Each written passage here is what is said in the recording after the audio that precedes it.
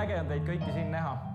Me oleme Bergi esimese lennuna kõik koos väga erilises seisus. Me kõik koos hakkame looma seda, mis kool Berg on ja mis Bergist saab.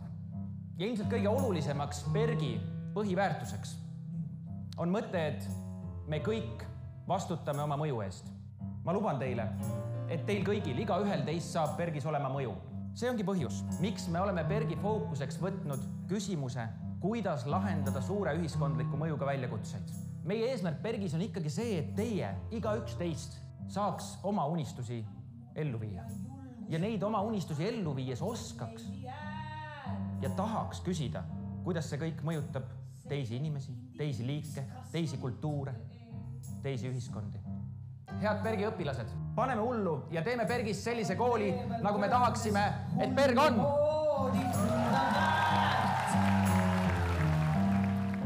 Ja jumal tänatud, et ma ei ole.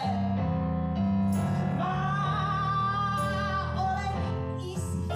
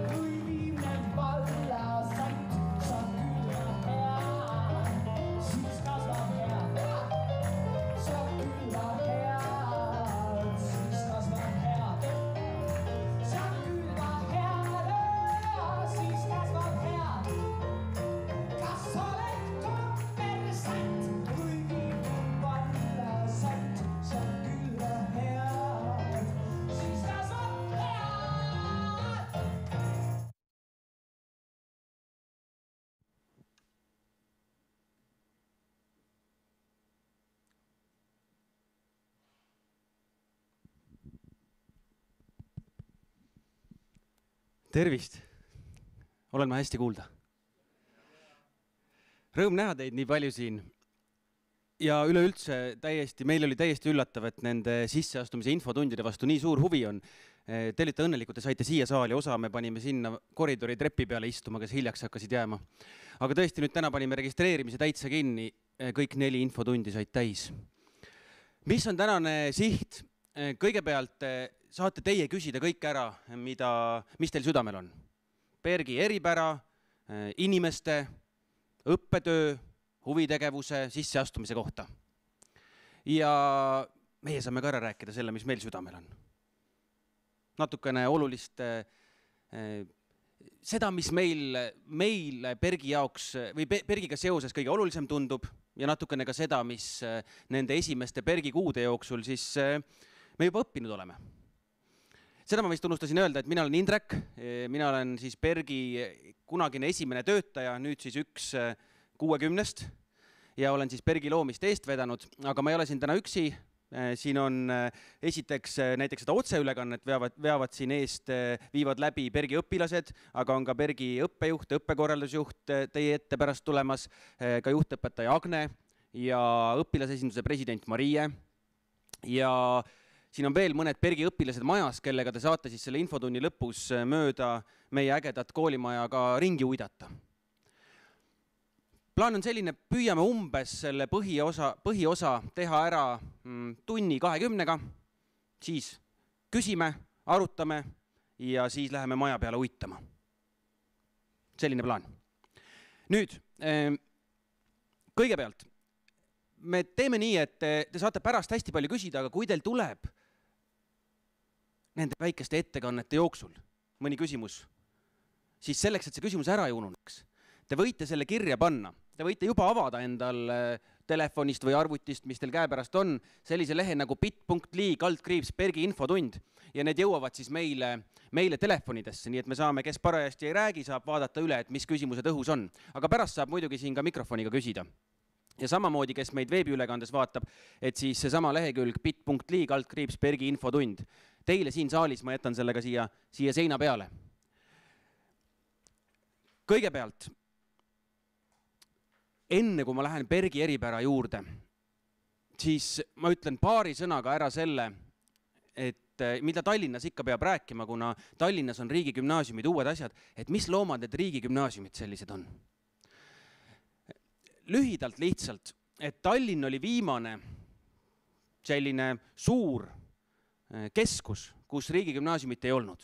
Aga riigigümnaasium Eestisse on tehtud viimase, rohkem juba kui 10 aasta jooksul järjest. Ja enamikes maakonnakeskustes on riigigümnaasiumid olemas. Viljandi oli esimene, mis avas uksed juba rohkem kui 10 aastat tagasi. Ja eks see põhjus on ikka selles, et suurem osa Eestit ju kahaneb.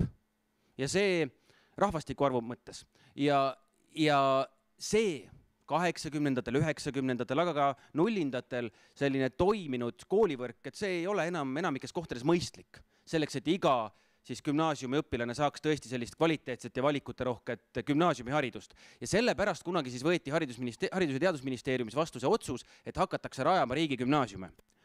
Ja Tallinn oli siis viimane suurem omavalitsus, kuhu siis nüüd siis juba eelmise aasta sügisel tuli 3 uut riigigümnaasiumit. Meie siin, Pelgulinnas, aga ka Mustamäe, Murg ja Tõnismäe riigigümnaasium, Torg. Ja tegelikult neid 3 riigigümnaasiumit me rajasimegi hästi palju koostöös.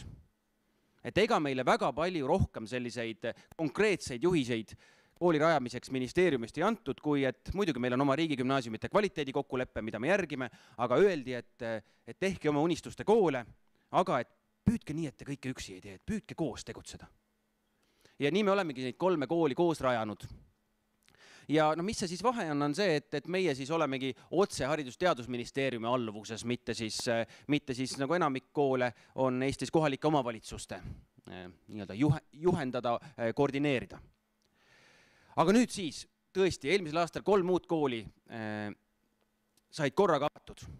Ja siin natuke aega tagasi te nägite siis ka väikest lõiku Bergi 1. septembri aktuselt. Ja ma loodan, et Bergi teisel 1. septembri aktusel nii mitmedki teist saavad juba ise kohal olla. Aga nüüd, mis kooli me siis Bergis teeme? Oluline on ära öelda, et me seda kooli rajama hakates palju uurisime, mis Tallinnas juba olemas on. Missugused gümnaasiumid on olemas. Missugused nišid on juba täidetud. Me uurisime, me suhtlesime ka palju toonaste siis 8., 7., 8. klassi õpilastega ja küsisime, osa võib-olla teist on ka täna siin, aga küsisime inimeste käest, et millest te tunnete puudust koolisüsteemis, haridussüsteemis. Mis on need teemad, mis võib-olla teil on südames või mõtetes, aga mis justkui ei saa hariduse kaudu kõnetatud. Ja siis me muidugi vaatasime, et mis ongi Tallinnas juba olemas. Tallinnas on väga palju häid koole, aga lihtsalt meil ei olnud mõtet kopeerida neid. Me mõtlesime, et kuidas seda haridusvõrku rikastada. Ja lühidalt siis, mis kool Berg on? Et oleks selge, et me pakume laiapõhjalist gümnaasiumi haridust. Meil on olemas, me järgime riiklikku õppekava ja meil on olemas kõik klassikalises mõttes akadeemiline, alates reaaliast, humanitaariast, sotsiaaliast, kaunite kunstideni ja keelteni. Nüüd aga, mis on see erinevus mida Bergis teha saab? Ja need on muidugi kodulehel ka ilusti kirjeldatud, et võite ka sealt lugeda. Aga see mõte on siis selles, et see ideoloogiline mõte siin taga on selles, et kui tihti on ettekujutus, et inimestel on mingid huvid ja siis nad süvenevad huvide tagajärjel. Ja mõned nii ka teevad. Aga päris elus on tihti ka vastupidi, et huvi saabki tekkida alles süvenemise tagajärjel. Või huvi tekib alles siis, kui oled mingit teemat katsetanud, mingit kogemust saanud. Ja seetõttu meie süsteem ongi selline, et võib endale ehitada sellise suuna, võib 3 aastat võtta mingi ühe valdkonna valikmooduleid. Kes on kindel? 3 aastat võib põhimõtteliselt tegeleda loodusteadustega või programmeerimise või sotsiaalteadustega. Aga kes ei tea, see saab katsetada. See saab võtta ühel aastal üht, teisel aastal teist ja alles avastada iseenda huvisid ja võib-olla ka teada saada, et on mingi valdkond, millega me üldse ei taha elus tegeleda. Saada ka see kogemuse kaudu teada. Siis see meie õppekava fookus ja mitte ainult õppekava, tegelikult ka meie kultuuri fookus. see on nüüd ka natuke sellisest klassikalisest, kui tihti küsitakse, et mis suund siis PERGil on. Ja selle mõeldakse, et kas on reaal, humanitaar või sotsiaal või kaunid kunstid. Siis meie mõte on see, et enamik, suurem osa päris elu probleeme, väljakutseid, eesmärke on sellised, kus need erinevad valdkonnad on koos. Ma ei tea, võtame näiteks need samad keskkonnaküsimused. Need on küsimused, mida ei lahenda insenerid või ökoloogid omavahel ära. Et need on küsimused, mis vajavadki, et oleks meil sotsiaalteaduste vaatepunkt. Missugused on inimeste uskumused, harjumused, mida inimesed arvavad, kuidas nad aru saavad nendest probleemidest. Meil on mingi insener-tehniline vaatepunkt, meil on mingi ökoloogiline vaatepunkt, mis mõistab loodust kuidagi tervikuna. Nii et meie seadsime, et meie õppekava ja kultuuri keskne küsimus on küsimus, kuidas lahendada suure ühiskondliku mõjuga väljakutseid. Need on, kes on võib-olla kuulnud, need on niinimetatud nurjatud probleemid. Need on sellised väljakutsed või probleemid, millel ei ole lihtsaid lahendusi. Kus mõnikord, ütleme, et mida ei saa ära õppida. Ei ole nii, et läbin kursus ära ja siis on keskkonna küsimus lahendatud. Need on sellised asjad, kus mõnikord neid lihtsaid vastuseid loopida on kergem, kui seda õiget küsimust esitada. Ja näiteks siis, millega me tegelemegi siin, meie fookuses on väga palju keskkonna küsimused, aga ka demokraatia küsimused. Küsimus, kuidas ehitada tugevat kodanikuühiskonda, tugevat demokraatlikku Eestit. Ja neid küsimusi või fookuspunkte võib siia veel juurde tulla. Need väga paljud ka hakkavadki lähtuma ka õppijate endi huvidest. Aga nagu aru saate, et need on kõik sellised, kus ei saa ilma loodusteaduste matemaatikata, aga ei saa ka ilma näiteks psühholoogiata või teiste kultuuride mõistmiseta. Ja see, kuidas see kõik nii-öelda õppekavas meil konkreetselt väljendub, et kuidas, missugused on need konkreetsed kursused, mis läbitakse ja kõik muu, et sellest pärast siis Ulvi räägib. Aga mis on veel oluline ära öelda, et me oleme puhas gümnaasium. Algus meile meeldis öelda puhas, et me alustame puhtalt lehelt, et täiesti uus gümnaasium ka. Ja selles on ka oma tõetera, et meie juures iga üks, kes tuleb, iga uus õpetaja ega iga uus õpilane saab ise hästi palju mõjutada seda, missuguseks kooliks PERG kujuneb. Aga selles mõttes ka puhas gümnaasium, et meie juures on ainult 10. kuni 12. klasside õpilased. Hetkel siis ainult 10-ndikud. Sügisest uued 10-ndikud ja niimoodi siis kasvame samm-sammult. Aga mida see siis meile annab? See on andnud meile võimaluse kõik, alates nendest kooliruumidest, aga ka tegelikult õppekava, õppekorralduseni disainida just sellest küsimusest lähtuvalt, et aga mida üks siis 16 kuni 19 aastane õpilane vajab. Et me ei pea korraga seda kooli tehes arvestama 7-aastase ja 19-aastase õppija vajadustega, mis on tihti kardinaalselt erinevad. Ja see on lühidalt võib-olla siis see, et mis lugu me PERGil uues jutustame või mis on see selline ideeline taust. Nüüd aga konkreetsemaks minnes. Kes siin PERGis praegu on? Kõige olulisem, meile meeldib seda öelda, et PERGis on väga palju väga erinevaid inimesi. Ja oluline ongi, et PERGis võib olla oma moodi. Et tõesti, kui tihti küsitakse, et kes on see keskmine PERGi õpilane, siis ma alati ütlen, et meil on 360 õpilast 10. klassis. See tähendab seda, et meil on kõike. Meil on tõesti selliseid kodanikuaktiviste, endiste koolide õpilasesinduse presidente palju. Aga meil on ka palju introvertseid, rahulikke. Meil on selliseid, kes väga palju tahavad koostöiseid asju teha, aga meil on ka neid, kes tahavad rohkem rahu, vaikust. Et me tõesti proovime seda kooli teha nii, et PERGis võibki olla ka oma moodi, ise moodi. Aga numbritest hetkel meil on siis 10. klassis 360 õpilast. See pilt on tehtud meie rebaste ristimise nädalal, kus meil oli siis oma, kuidas see täpselt oli, mitte iidoliks, vaid põhimõtteliselt jah, oma iidoliks sellise riietumise päev. Ja meil on umbes 30 sellist põhitiimi liiget, juhtkond, õpetajad ja tegelikult rohkem kui 30 osakoormusega inimest, kes käivad meie juures andmaski mõnd valikmoodulit, valikkursust. Ja need on tihti inimesed, kes ei tahagi PERGis täiskoormusega või üldse koolis täiskoormusega töötada, kes teevadki või ongi ka õpetajad mingite muude ametite kõrvalt. Ja ongi selles mõttes PERGis leidnud oma koha just tänu sellele, et me ka seda nii-öelda osakoormust, just seda lõiku, seda valikmoodulit pakume. Mis on võib-olla eriline veel ka võrreldes teiste Tallinna riigigümnaasiumitega, meil on ka eesti keelt teise keelena õppijate õpperühm, enamik venekeelsetest põhikoolidest, aga mitte kõik.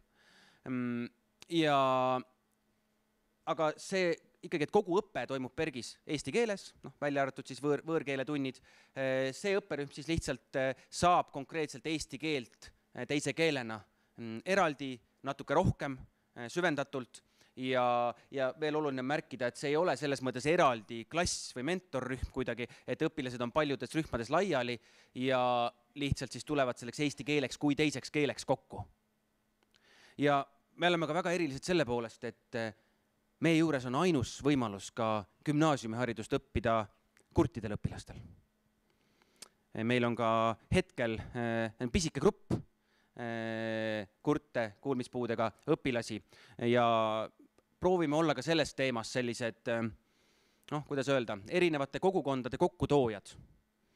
Loodame järgmisel aastal anda võimaluse ka kõigile PERGi õpilastele õppida eesti viipekeelt näiteks, kes soovivad. Aga tõesti, meie ka kooliüritustel, aktustel aktused teeb eriliseks see, et väga tihti on kohal ka viipekeele tõlk. Nii et tõesti selline jälle üks näide sellest, kuidas PERGis võib olla mitut moodi, omamoodi. Nüüd hästi lühidalt sellest, mis need väärtused või põhimõtted on meil olnud selle kooli loomise taustal, millest me proovime iga päev selle PERGi põhitiimiga kooli luues lähtuda. Need on ka meie kodulehel väärtuste raamatus lahti kirjeldatud. Teil tekkis küsimus, mis pilt see on? Tavaline koolipäev. Ei, tegelikult see on ka jällegi osa meie rebaste ristimise siis rituaalidest. Sellel aastal õpetajatena siis ristisime õpilasi. Järgmisel aastal siis püüdsime siis teha sellise ristimise, et siis see oleks eeskujuks järgmisel aastal ristijatele. Ja see üks osa sellest tseremooniast siis toimus koolimajas, kus olidki nii-öelda osa meeli oli ära lõigatud ja pidi siis sinna orienteeruma ja erinevaid ülesandeid täitma. Aga, ja muide ka seda ristimist me proovisime teha lähtudes sellest põhimõttest, mis on üks meie olulisemaid põhimõtteid väärtusi, et me vastutame oma mõju eest. Vastutame selle eest, et mis tundega õpilased näiteks sellest ristimiselt siis ära lähevad. Et kas nad kogevad selle ajal turvatunnet või nad kogevad sellel ajal, ma ei tea, vastikust. Ja proovisime seda head piiri seal ka leida. Aga meie põhimõtted, väärtused. Number 1, et me vastutame oma mõju eest. See tähendab seda, et me igal hetkel küsime, et kuidas see, mida me ütleme või teeme või kuidas me käitume, mis valikuid me teeme, mõjutab inimesi meie ümber. Missuguseid suhteid see loob. Aga ka, et kuidas meie valikud, kas üksikinimestena või ka kogukonnana, mõjutavad seda, missuguseks saab Eesti. Ja 3. asi siis ka veel globaalsem vaatepunkt, et me küsime, et kuidas see, mida meie siin ajame, mõjutab seda, missuguseks kujuneb maailm. Ja see on midagi, mis me oleme ka juhtimiga rääkinud, see on see, mida me tahame, et iga PERGi inimene siit kaasa saaks, et ta oskaks küsida, ükskõik, mida ta elus tegema hakkab. Kas temast saab arst, õpetaja, teadlane, ettevõtja, ükskõik. Et ta oskaks küsida, et kuidas see, mida mina teen inimesena, mõjutab mind ümbritsevaid inimesi, aga ka seda, missugune on Eesti või missugune on maailm. Teine, tegutseme koos ja paindlikult, see räägib enda eest. Me püüame tõesti seda õppekava kõike kujundades ja ka tegelikult neid kooliruume, kus te pärast saate ringi vaadata, teha nii, et see tegutsemine siin oleks koostöine, aga samas oleks siin paindlikkust. Et näiteks selle sama koostöö kõrval on meil koolis ka palju kohti, kus saab üksi rahulikult süveneda või tõesti vajadusel siis minna ja olla vaikuses. 3, et me keskendume lahendustele, mitte probleemidele. Näiteks need samad paljud suured väljakutsed, sama küsimus, keskkonna küsimus, see on selline asi, kus ka me ise täiskasvanutena, aga me näeme ka, et paljud noored, et on kerge muutuda küüniliseks või lüüa ka käega, et mida me teha saame. Aga me proovime siin säilitada, luua sellist mentaliteeti, et me pidevalt küsime, et aga mida me saame teha? Hea küll, kõike ei saa, aga mida me saame? Hariduses samamoodi, et loete kas või praegu õpetajate streigi valguses pidevalt kõik, mis on halvasti. Ja muidugi ongi pidevalt väljakutseid, probleeme, need on alati kohal. Aga selleks, et see koos olemine oleks ikkagi selline optimistlik ja oleks nagu mõnus olla, et selleks tuleb vahel nende probleemide juures küsida, et aga mida me teha saame, keskenduda sellele, mida saab teha. Ja 4, ütlen ausalt, ega ühe uue kooli tegemine ei ole mingi mugav tegemine, elus võiks palju lihtsamaid asju teha. Nii et ja just sellepärast meie põhimõte on see, et me ei tee igavat kooli ja igavalt. Muidu lihtsalt endal kaoks mott ära. Nii et püüame, et kogu see protsess selle kooli tegemise ja sellise ka argipäeva juures oleks mõnus, oleks täis sellist julgust, tegutsemistahet, optimismi. Ja muidugi, ega kõik see muu on ka olemas, aga et ei oleks igav. Nüüd paar väikest asja, nagu ma annan sõna Ulvile ja Annele. Ma ei taha väga pikalt peatuda meie koolimajas, aga võib-olla osa teist peab koolimaja juures, aga osa peab võib-olla pärast kiirustama. Te saate pärast uidata siin ringi, aga lihtsalt ära mainides, et mõned märksõnad selle õpikeskkonna kohta. Me oleme Eesti suurim puitehitis ja eks te ise ka tunnete, siin on tõesti sellist nagu loomulikku praegu kahjuks valgust ei ole, aga ikka sellist tunnet, et see on kuidagi naturaalne, ehe. Kahjuks, mis talvel või praegusel sellisel märjal, kentsakal ajal ei ole nii mõnusalt nauditav, on see, mis on meie koolimaja ümber. Kui kevad hakkab saabuma, et tulge kindlasti, kes ei ole jalutanud, jalutage meie koolimaja ümber. Meil on väga ägedad välialad, paviljonid, õuesõppeklassid, pingsi mängimise alad, siin on see pargiala, seal on kiiged, välijõusaal, pallimänguplats ja need on alad, mis on kogukonnale avatud. Kui meil ehitaja võttis selle tara ümbert ära augustis, siis umbes 10 minutit võttis aega, kui esimesed tüübid kossu mängisid. Et selles mõttes see töötab, et päriselt kohalikud inimesed kasutavad seda, mis siin koolimaja ümber on. Ja see on teadlik ideoloogiline valik, et me püüame teha nii, et see perg oleks olemas ka kogukonna jaoks. Pärast me räägime ka neid natuke nendest kogukonna üritustest ja kõigest muust. Ja muidugi siin koolis sees, pärast tahate piiluda, igale poole ilmselt ei jõua, aga piiluge mõnda klassi, raamatukokku, laborisse, jõusaali, võimlasse, kes siia ei mahtunud täna, need on seal meie kinoalal, vaatavad praegu mind otseülekandes, tervitused teile. Ja võib-olla on oluline, et te märkate ka, et meil on siin mõned pingsilauad ja koroonalauad ja nii edasi, et see ruum on loodud selline, et ta kutsuks liikuma. Siis nagunii me kõik istume. Et ruum peab kutsuma liikuma ja kutsuma ka koostööle. Et neid nurgataguseid, selliseid mõnusaid, selliseid peidupaiku, kus minna 2, 3, 4 kas tegema mingisugust õppeülesannet või lihtsalt arutlema korraks, puhkama, juttu vestma, et neid siin on. Ja samas on ka neid kohti, kuhu saab siis üksi minna rahulikult. Nii et, aga pärast siin uidake ise, aga siin võib-olla mõned märksõnad siis, kus uidata. Aga nüüd, see kõik on ju taustalugu, sest koolis käiakse ikkagi õppimas. Tegelikult kuigi käiakse muidugi, siis tegelikult ma arvan, et õppimise kõrval vähemalt sama oluline ongi see sotsiaalne pool. Aga ikkagi see õppimise osa on metsikult oluline ja sellest rääkimiseks ma annan sõna meie õppejuhile Ulvile ja õppekorraldusjuhile Annele. Nii et olge lahke. Aitäh! Tere õhtust ka minu poolt, et nüüd siis Bergi õppekavast ja eelkõige just sellest, et mis teeb siis Bergist Bergi. Et kui riiklik õppekava näeb ette ju kohustuslikud kursused ja mahud, millises ulatuses tuleb neid aineid õpetada ja õppida ka, siis meie Bergis õpetame kõiki neid aineid ja täpselt selles mahus, mida riik ette näeb. Aga Bergist Bergi teevad ikkagi mingid ained või kuidas me neid aineid õpetame, et mis on meil teistmoodi kui teistes koolides. Kõigepealt meil on kõikidele kümnendikele, aga meie ise kasutame väga sageli ka terminit G1 ehk et siis gümnaasiumi esimene aste või aasta. Et kõikidele õpilastele on kohustuslik maailmahariduse moodul ja sellel kursusel me tegelikult käsitlemegi neid suuri probleeme, millest koolijuht Indrek just äsja rääkis, et kestlik areng, keskkonnaprobleemid, kliimaprobleemid, demokraatia jätkusuutlikkus ja sellised teemad. Ja see moodul kestab siis läbi terve aasta ja 3. trimestril peab siis iga õpilane valima endale ühe niisuguse suure probleemi, millega süvitsi minna ja seda siis nagu põhjalikumalt käsitleda. Siis on meil ennastjuhtiva õppija moodul, mis koosneb samamoodi 3 kursusest ja see kestab läbi 3 aastat, igal aastal 1 kursus. Ja sellel kursusel tegelikult iga õpilane tegeleb eelkõige iseendaga, eriti just G1 ehk 10. klassis, kus põhiteema ongi siis see, et kuidas olla gümnasist ja kuidas siin toime tulla.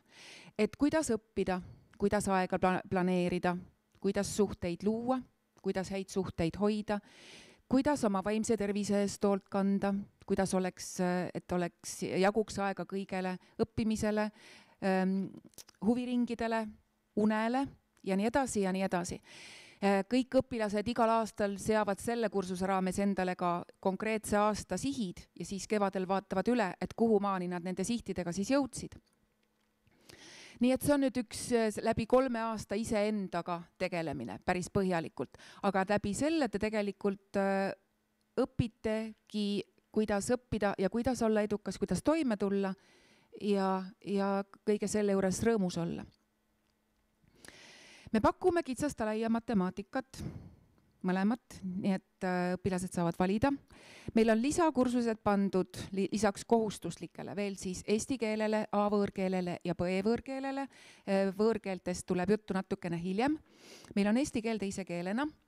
Meil on kõikidel õpilastel kohustus teha kogukonna praktika, ehk siis mõne vaba ühenduse juures nii-öelda vabatahtlikku tööd, mille eest tasu ei saada.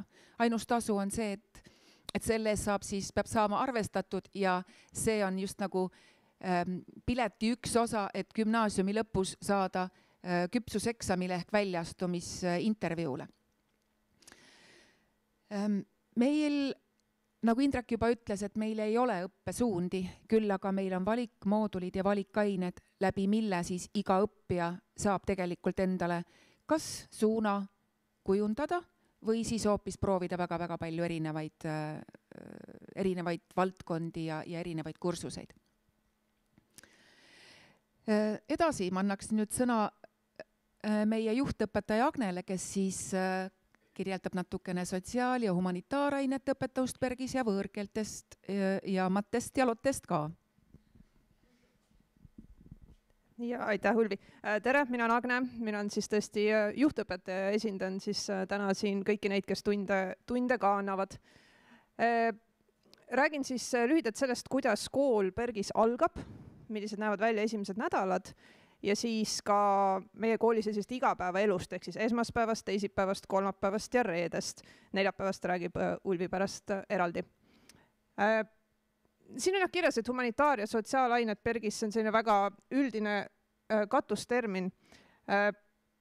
Kõik algab siis sisseelamisprogrammiga nimega Maailmalugu, kus siis räägitakse universumi elust. Ajalugu algusest kuni lõpuni, ehk siis ükskord universum sai alguse ja ühel hetkel see kahjuks saab kunagi ka otsa. Aga kõige selle eesmärk tegelikult, sellise 7-päevase kursuse eesmärk on uusi õpilasi ette valmistada eluks gümnaasiumis. Selliste madalate panustega, ehk siis, et ei ole suuri kontrolltöid või midagi sellist, et saate tuttavaks uute inimestega, kes on need teie inimesed, teie mentorrühmas, teie klassis, kes on mentor, kes on võib-olla need erinevad õpetajad, kes meil koolis töötavad. Saate loomulikult hästi palju targemaks, saate arutada igasuguseid huvitavaid asju. Ja lisaks sellele need esimesed nädalad annavad ka aimu, et mis siis on see, mida me siin kutsume selleks Bergi vibe'iks. Ehk siis, et kuidas meil siin nagu need asjad ikkagi käivad, kuidas me üksteisega suhtleme, mida me üksteiselt ootame, Ja noh, lisaks saab igasugused muid asju ka teada, et noh, kuidas, ma ei tea, suurel vahetunnil söömas käia ja nii edasi.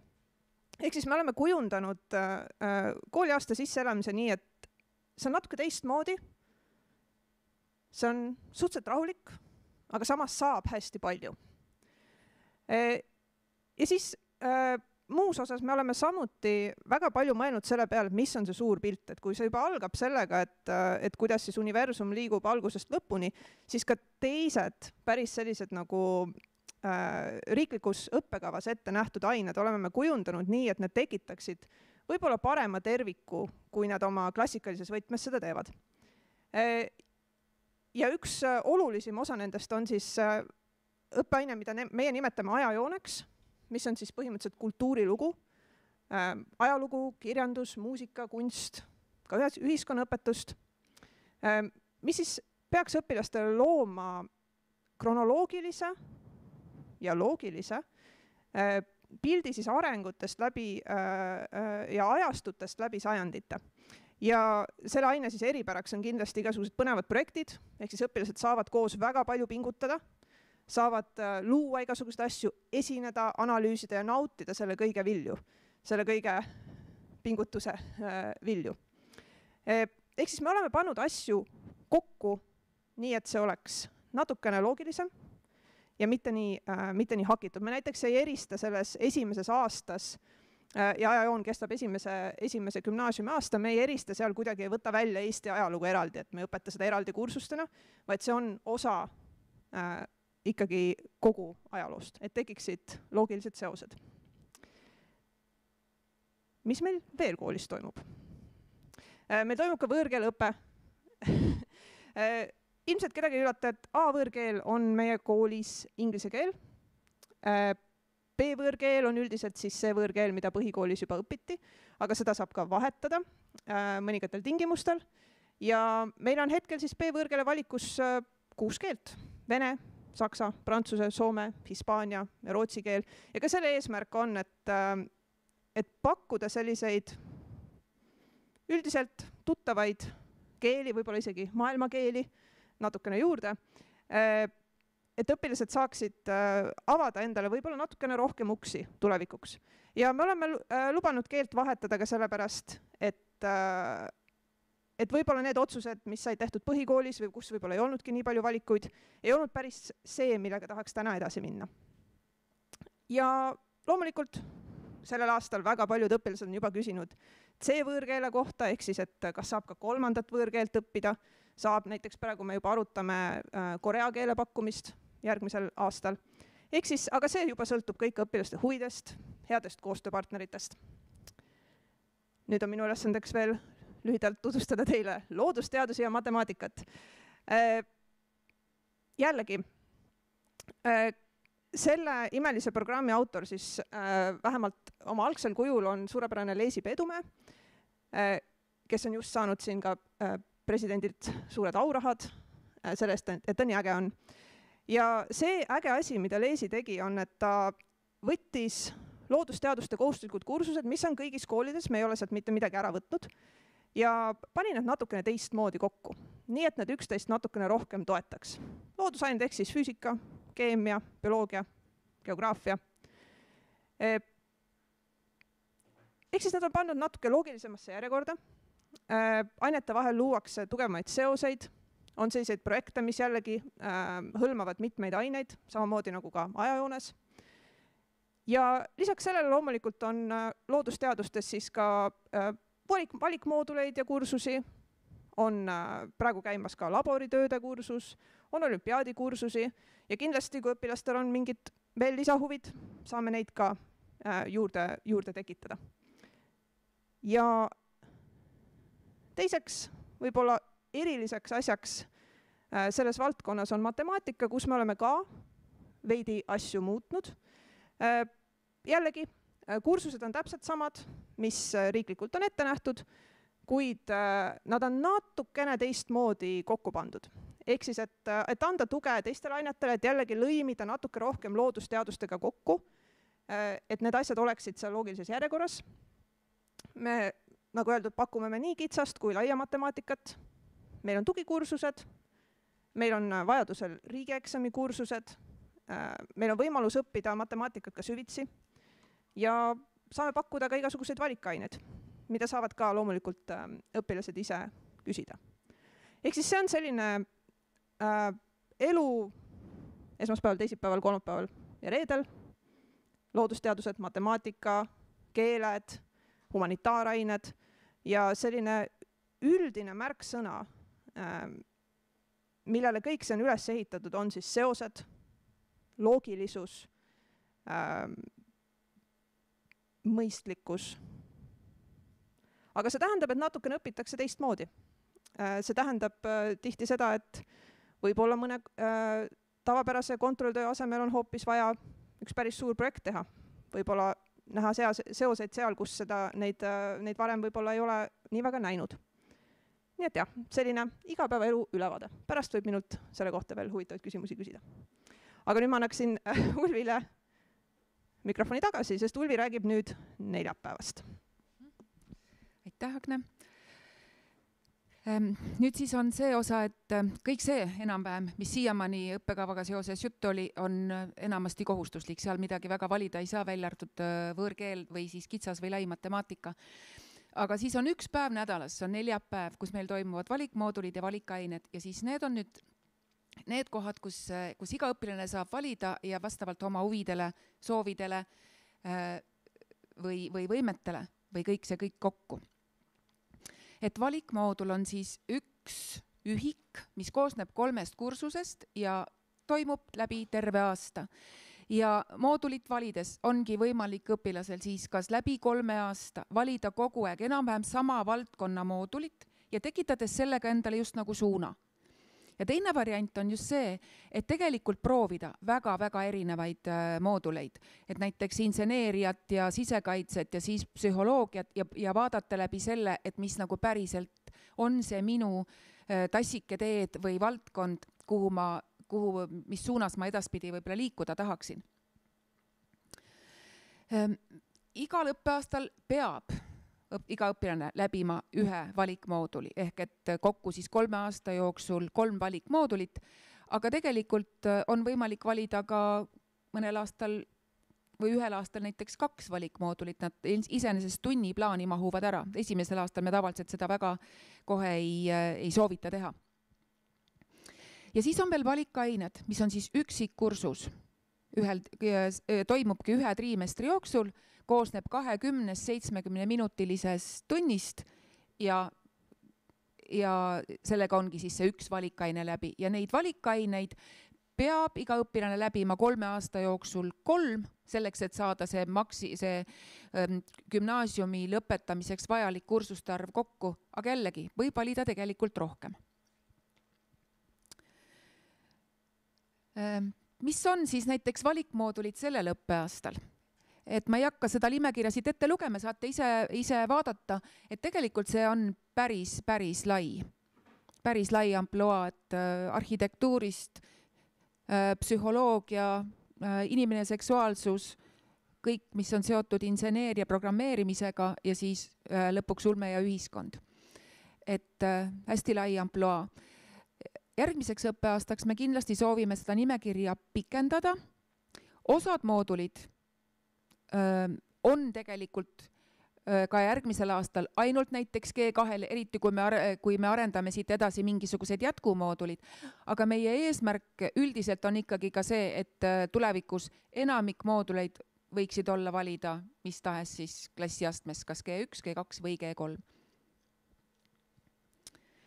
Ma valikainete nimekirja, mis meil praegu siis on, siia ei pannudki, sest et see on tõesti ka päris pikk ja et saate sellega tutvuda meie kodulehel.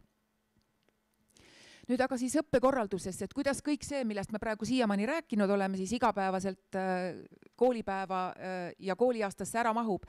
Et meie õppeaasta on üles ehitatud triimestrite põhiselt, meil on 3 triimestrit. Ühes trimestris on 11 nädalat, aga sellest 10 nädalat on niisugust tunniplaani järgset õppetööd. Ja siis 11. nädal on nii-öelda vahenädal ja meie mõte seda tehes oli see, et kui koolis väga sageli on vaja teha erinevaid üritusi, aktusi, tähtpäevi tähistada ja nii edasi, et siis ikkagi on teatud ainetunnid lähevad nagu nii-öelda nende ürituste ettevõtmiste peale kaduma, siis meie eesmärk on see, et selle 10 nädala jooksul kõik ainetunnid, mis on planeeritud, õpetajad saaksid kätte, õpilased ka. Ja kui mingil põhjusel meil on vaja seal 10 nädala jooksul mingisuguse ürituse tõttu need osad tunnid ära jätta, siis me teeme need tunnid seal vahenädalal tagasi. Aga samal ajal see vahenädal on ka õppekäikudeks, ekskursioonideks, mingisugusteks suurteks projektitöödeks, et kui meil juba on see ajajoon või ka loodusained on meil lõimitud, et näiteks siis erinevate ettevõtete või asutuste külastused, kus ongi võimalik panna näiteks loodusained, erinevad loodusained kokku ja tegelikult tuleb üks põnev päev või siis hoopis ajajoones ongi mingi nii-öelda arvestuslik töö, võib ka sellel vahenädalal olla, et näiteks sellel aastal oli arvestuslikuks tööks oli vaja vanalinnas, Tallinna vanalinnas olla giid ja selle läbi anda siis oma teadmisi klassitsismist näiteks. Või keskajast õigemini. Meil hindamine on ka trimestripõhine ja me kasutame protsente, ehk et me 5 pallisüsteemi üldse igapäevases hindamises ei kasuta. Valikained ja valikmoodulid on arvestatud, mitte arvestatud põhimõttel. Ja päris lõpuks siis, kui on gümnaasium läbi ja tuleb hakata lõputunnistust välja andma, et siis me need protsendid, need lõpphinded paneme ikkagi 5 palli skaalale, sest me praegu peame seda tegema. Aga enne seda me kasutame ainult protsenti hindamist. Just nagu kohustuslikes õppeainetes. Nagu juba öeldud, et siis neljapäeviti on meil valikmoodulid ja valikained. Meil koolipäev algab 8:45 ja lõpeb 16:15 ja seal vahepeal on üks pikk 70-minutiline paus, mille jooksul siis on võimalik süüa lõunat, aga tegelikult ka iseseisvalt õppida veel, kodutöid teha, et meie eesmärk ongi see, et kuna meie koolipäev lõpeb küllalt hilja, et siis õpilased kasutaksid seda pikka lõunapausi iseseisva töö tegemiseks ja kodutööde tegemiseks, et kodus hiljem oleks siis vähem aega õppimiseks vaja kulutada. Meil on mentorid, meil ei ole klassijuhatajad ja meil on ühes mentorgrupis 17-18, tavaliselt 18 õpilast. Ja eelkõige mentorid, selle mentorlussüsteemi heaks me otsustasime just seetõttu, et mentori on vähem õpilasi, kelle eest siis nagu hoolt kanda ja toetada ja silma peal hoida ja et mentor ongi tegelikult esmane õpilase toetaja. Aga samal ajal suur osa tunde toimub meil ikkagi klassipõhiselt, ehk et siis 2 mentorgruppi kokku moodustavad 1 klassi, et meil on 20 mentorrühma, aga meil on 10 klassi. Õpilaste toetamisest ka, et meil on siin kohe pandud, et meil on sõbralik ja toetav keskkond, et meil on päriselt oluline see, et iga koolipere liige, iga õpilane, iga koolitöötaja, õpetaja tunneks ennast PERGis hästi ja turvaliselt. Ja me selle nimel näeme ka vaeva ja me pöörame sellele tegelikult päris palju tähelepanu. Ja et kuidas me siis seda teame, et meil seal ka olemas on, et me oleme küsinud õpilastelt tagasisidet ja seda on meie õpilased öelnud, et siin on hea sõbralik, toetav keskkond.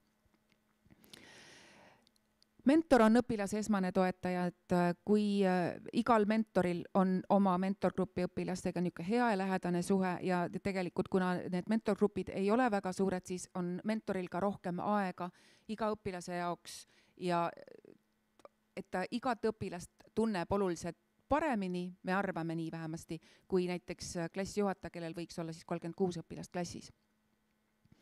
Meil on koolis õpilasnõustaja ja koolipsühholoog, et alati on võimalik nende poole pöörduda. Meil on tugikursused matemaatikas, inglise keeles ja keemias, et me teeme kooliaasta alguses kohe diagnostilised testid matemaatikas, inglise keeles ja ka keemias ja selle alusel siis me suuname, julgustame õpilasi nendele tugikursustele minema ja selle eesmärgiga, et nad põhikursustel saaksid hakkama, et neil oleks hea baas, millele siis toetuda, et põhikursusel hakkama saada.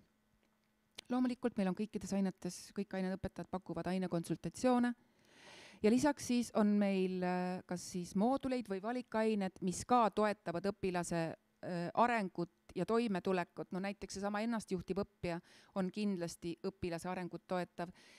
Meil on valikmoodulite hulgas praktiline enesehoid näiteks. Valikkursuste hulgas on meil sellel aastal näiteks, mis värk selle vaimse tervisega on, või savimängud, et me oleme ka just nimelt valikmoodulite, valikainete hulka pannud selliseid kursuseid ja mooduleid, mis jällegi õpilase, kui ta soovib, ta saab nende teemadega tegeleda ja et, mis toetavad just niisugust vaimset tervist, heaolu ja toimetulekut. Ja ma arvan, et nüüd me hakkame jõudma kultuurielu juurde. Ma tulen hästi korraks nende valikmoodulite juurde tagasi. Ma lihtsalt mainin ära ühe väikse asja. Need moodulid ja valikkursused, see ei ole veel kõik. Et tegelikult me oleme püüdnud Tallinna 3 riigigümnaasiumiga luua sellise ühtse süsteemi, et Pelgulinna riigigümnaasiumi õpilased saavad võtta valikmooduleid või valikkursusi ka näiteks Mustamäe või Tõnismäe riigigümnaasiumitest. Võib-olla tulevikus tuleb siia veel võrgustikku juurde, aga hetkel on meie 3 tegutseme koos. Ja teistpidi siis ka, et Mustamäelt saab võtta õpilane näiteks meie valikkursust või valikmoodulit. 10. klassis me jagame ainult neid valikkursusi ja 11. saab võtta ka mooduleid. Nii et kui näiteks Mustamäe riigigümnaasium, kes töötabki Tehnikaülikooliga koos, loobki mingisuguse spetsiifilise tehnoloogia või loodusteaduste valikmooduli, siis meie õpilastel on ka sellele ligipääs. Või siis vastupidi, et kui meil on oma partneritega loodud miskit koos, et siis ka Mustamäelt või Tõnismäelt saab meile tulla. Ja teine asi, mis ma siin tahtsin veel öelda korraks, on see, et päris paljud neist moodulitest ja kursustest on meie enda õpetajate vedada, aga mitmed on ka väliste partneritega koos. Et näiteks, et ongi see fotograafia, arvutigraafika, videograafika, see ongi siis Balti filmi meediakooliga või siis sisekaitse on meil MTÜ Rügemendiga ja kes järgmisel aastal tuleb siia sisekaitse järel on siis selline riigikaitse süvamoodul ja kuigi see kohustuslik riigikaitse kursus tuleb muidugi ka kõigile, aga siis kes tahab süvitsi minna, siis see on süvamoodul. Ja tulevikus kindlasti neid, lisaks praegustele koostööpartneritele, neid koostööpartnereid tuleb veel. Ja kolmas asi, mis ma lihtsalt tahtsin lisada, on see, et on mõned teemad võib-olla, mis teil tekib kohe, et siin ei ole näiteks meditsiini. Siis ongi teatud asjad, mida me olemegi planeerinud 11. või 12. klassi moodulina. Et näiteks meditsiinimoodul ongi meil mõeldud G2 ja see on teadlik valik, sellepärast, et need teatud sellised bioloogia ja keemia pädevused on sealt nii-öelda kohustuslikust õppekavast meie arvates mõistlik enne omandada, kui siis nende meditsiiniteemadega seal 11. klassis süvitsi minna. Nii et selles mõttes siia lisandub veel juurde, et mida siin, mis juba on ka tulemas, ongi kindlasti ka majandusega seotud teemad ja lisaks ka, nüüd kadus ära, mis meil veel üks teema oli. Muidugi juura või õigusteaduste teemad, just. Nii et. Aga nüüd, kultuurielu. Kohe ma annan sõna ka meie õpilasesinduse presidendile Marielle, kes räägib siis natuke Bergi õpilase vaatepunktist, aga mõned asjad veel, mis siin Bergis toimuvad. See võiks tegelikult olla isegi esimene see punkt, et meie selline siht on, et Pelgulinna riigigümnaasiumist kujuneks ka omamoodi selline kogukonnakeskus või kultuurikeskus. Et siin tegelikult saaksid koos käia ka miks mitte meie ümberkaudsete majade elanikud, miks mitte tulevased Bergi vilistlased või miks mitte ka, ma ei tea, inimesed, kes mõtlevad Bergis õppimisest või lihtsalt tunnevad, et need teemad, millega me siin tegeleme, on kuidagi olulised. Ja mis meil praegu toimub, et meil on selle kogukonna näitena meil näiteks toimuvadki avatud kogukonna kinoseansid, kus tavaliselt me püüame ka siis kas filmi autori või kellegi filmiga seotu ka kohale saada, need on tasuta seansid, nüüd on tulemas järgmisel nädalal, vaadake koduleheküljelt, järgmisel kolmapäeval vist on tulemas järgmine seanss. Näituseid korraldame, praegu te näete, esimesel korrusel on meil arhitektuuribüroo Musta näitus, selline dekaadi kokkuvõttev näitus, arhitektuuribüroo Must on siis ka meie maja autor. Aga neid näituseid on meil veel, see ei ole esimene näitus meil siin majas, neid on enne olnud ja on ka juba järgmised plaanis. näiteks õpilastele on meil siin toimunud vabalava sündmused, kus igaüks on saanud tulla siis olgu oma laulu või luuletuse või mingisuguse kultuurikunstilise eneseväljenduse vormiga teiste ette. Oli ka õpetajaid, üks õpetaja näiteks tegi stand-upi. Meil käib palju külalisesinejaid, isegi vahel on tunne, et tahaks rohkem, aga lihtsalt ei mahu kuhugi. Aga näiteks praegu ongi varsti tulemas õpilasesinduse korraldatud selline teemanädal, kus iga päev on siis külalised, olgu siis erinevatest teadlastest, kultuuriinimestest kuni siis poliitikuteni välja. Ja sporditurniirid on meil toimunud koolis sees siin võrkpalliturniiri, jalgpalliturniiri vedas ka jälle õpilasesindus näiteks. Ja võib-olla nende asjade puhul, mida ongi huvitav välja tuua, et nagu ma ütlesin, et Berg on puhas gümnaasium, et see tähendab ka tegelikult seda, et väga paljud need üritused ongi suunatud sinna 16–19 aastasele, aga tegelikult nad on samal ajal suunatud ka õpetajatele. Et me saame väga palju asju koos teha. See vabalava näide sporditurniiridel püüame ikka teha nii, et õpetajate võistkond oleks väljas ja ei jääks häbisse. Ja samamoodi muidugi spordi poole pealt võite ka hiljem küsida veel, aga et meie võistkonnad esindusvõistkonnad on käinud ka väljaspool nendel koolide vahelistel võistlustel mängimas ja Bergi lippu au sees hoidmas. Huviringidest räägin ka varsti teile, mis meil siin on, aga enne ma annaks sõna siis korraks meie õpilasesinduse presidendile Maria Siniveele.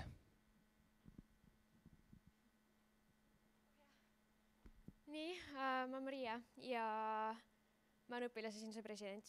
Ma olin aasta aega tagasi täpselt samas kohas, kus teie. Kuigi ma vaatasin nüüd netidel seda infotundi ja ma ei tulnud kohale. Tšau nendele, kes on netidel siis. Aga jah, ja ma tohutult kartsin sisseastumiseksameid, ma kartsin intervjuud ja ma lõpuks kartsin ka põhikooli lõpueksamit. Aga lõpuks ma olen siin. Ja sellest ma olen ka natuke õppinud. Ma olen Bergis koha peal käinud ka õppimas loomulikult. Ma õppisin nii matemaatikat, füüsikat, keemiat, neid tavalisi asju, kui ka seda, mida ma lõppkokkuvõttes tahan teha. Et ma lõin ka oma koolitee. Ja kui ma nädal aega tagasi või kui iganes kaua aega tagasi rääkisin Indrekuga, et mida mina võiksin teile öelda, mis oleks nii-öelda huvitav, siis me leidsime, et ma võiksin öelda või rääkida teile, et milline võiks olla Bergi õpilane. Ja ma siis mõtlesin selle peale ja ma läksin koju ja ma mõtlesin selle peale ja ma tegelikult siiamaani mõtlen selle peale. Mul ei ole teile head vastust anda. Ma arvan, et Bergi õpilane saab olla ükskõik kes. Ma arvan, et Bergi õpilane on uudishimulik. Ma arvan, et ta on loov. Mitte nüüd loov kui kunstinimene, vaid loov kui see, et ta leiab probleemile lahenduse. Ükskõik kui hull see probleem on. Ja ma arvan, et Bergi õpilane peab olema lihtsalt siiras ja viisakas teiste vastu. Ja seda on näha ja ma loodan, et teie tulevikus, või kui iganes palju siin õpilasi on, et teie ka olete Bergi õpilased. Ja ma annaks edasi nüüd Indrekule või kes iganes järgmisena on. No, ma mõtlesin, et sa tahad veel... Ei, väga hea. Pärast saab küsida sinu käest. Väga hea. Õpilasesinduse... Pärast räägime siis, mis see õpilasesindus veel meil tegutseb. Et lihtsalt ma ütlen võib-olla siin ära, et õpilasesindus näiteks nüüd korraldab veel, varsti on tulemas pall veebruari lõpus, mis on selline suur, ma ütleks, et jälle metsik õppimise koht, et see on see, kui me oleme ka siin rääkinud, need väljakutsed, mis selle palli korraldamise eel on, et need on täpselt sellised väljakutsed, mis hõlmavadki korraga. Sa pead oskama inimesi veenda, pead oskama planeerida, aega planeerida, samas on mingid eelarve küsimused, sponsorite leidmised, kultuuriprogrammi kokkupanek, et need on, see on mõnes mõttes ka selline metsik õpiprotsess. Nii et see on see, mida me proovime teha nii, et õpilased saaks õppida siin muidugi süvitsi kõike seda akadeemilist, aga saaks ka võtta vastutust nii-öelda kogu selle muu koolielu korraldamise juures. Et kas või siin samas näide, et õpilased on tänast otseülekannet läbi viimas. Nüüd, mis need sellised struktureeritud huviringid on meil Bergis? Siin on Bergi jalkatiim Tallinna koolidevaheliselt võistluselt pildi peal. Aga esiteks, et huvitegevusega on nii, et me oleme hästi avatud ideedele. Me ütlemegi, et Bergis võib oma huviringi välja pakkuda. Võib õpilasena tulla ideega, et mina tahaks mingit huviringi, või veel enam võib tulla ja öelda, et aga ma tahaks ka mingit huviringi vedada. Maria unustas öelda, et Maria on näiteks koos meie kunstiõpetajaga on ka kunstiringi vedaja. Ja see on mõttes väga äge näide, kus õpilane ja õpetaja siis kunstiringi, ühte ringi koos teevad. Aga meil on siin näiteks natuke aega tagasi vähemalt siin harjutas koolibänd, mis käib ka, millel on juhendaja olemas, aga tegelikult nad käivad ja harjutavad siin ka päris palju ise. Meil on näiteks, see on õpilaste Dragoni klubi, Dungeons & Dragoni rollimänguklubi, kes käib koos sellised isealgatuslikult. Aga meil on muidugi ka sellised klassikalisemad asjad, nagu rahvatants, koorid. Meil on olemas muide ka selline noormeeste koor 3 riigigümnaasiumi üleselt on nüüd loomisel või esimesed sammud on tehtud. Ja meil on mõned ringid, mis puudutavadki loovust, mõned spordiringid, enesekaitse, meie liikumisõpetaja Priit, mitmekümneaastase võitluskunstide kogemusega, veab seda eest, pallimängude klubid, aga näiteks meie psühholoog Maili ja ajalooõpetaja Jaak veavad eest Bergi mälumängu, käib koos lugemisklubi Eliise eestvedamisel ja lugemisklubi on ka näiteks selline, kus on nii õpilased kui ka õpetajad koos. Selline mõnusas, vabas vormis. Ja nagu ma ütlesin, et siia on järjest juurde tulemas, me pidevalt vaatame, mille vastu huvi on. Järgmisel aastal, kui Bergi õppijate arv 2-kordistub, siis kindlasti see huvitegevus ka siin vähemalt 2 või 3-kordistub. Nüüd, infot on juba väga palju ja kõige olulisemad küsimused kindlasti pole veel vastust saanud, ehk siis, et kuidas see sisseastumine käib. Selleks te ju siia tulite. Ja selleks ma annan siis sõna Annele, meie õppekorraldusjuhile. Aitäh! Tere, mina olen Anne ja mina siis annan kõigile tulevastele Bergi õpilastele, ma loodan sellise väikese ülevaate, et mida te siis peate selleks tegema ja millal te peate seda tegema, et kandideerida meie kooli. Esimene samm on siis registreerumine ja registreerumine toimub 11. kuni 22. märtsini sellises keskkonnas nagu sisseastumine.ee. Et seal on siis, te võite juba tegelikult täna vaadata sinna lehele, seal te näete, et on olemas Harjumaa ja Tallinna riigigümnaasiumite ühiskatsed, see ei ole avatud, see avatakse 11. märts ja siis te saate sinna täita avalduse, et te tahate tulla riigigümnaasiumisse õppima.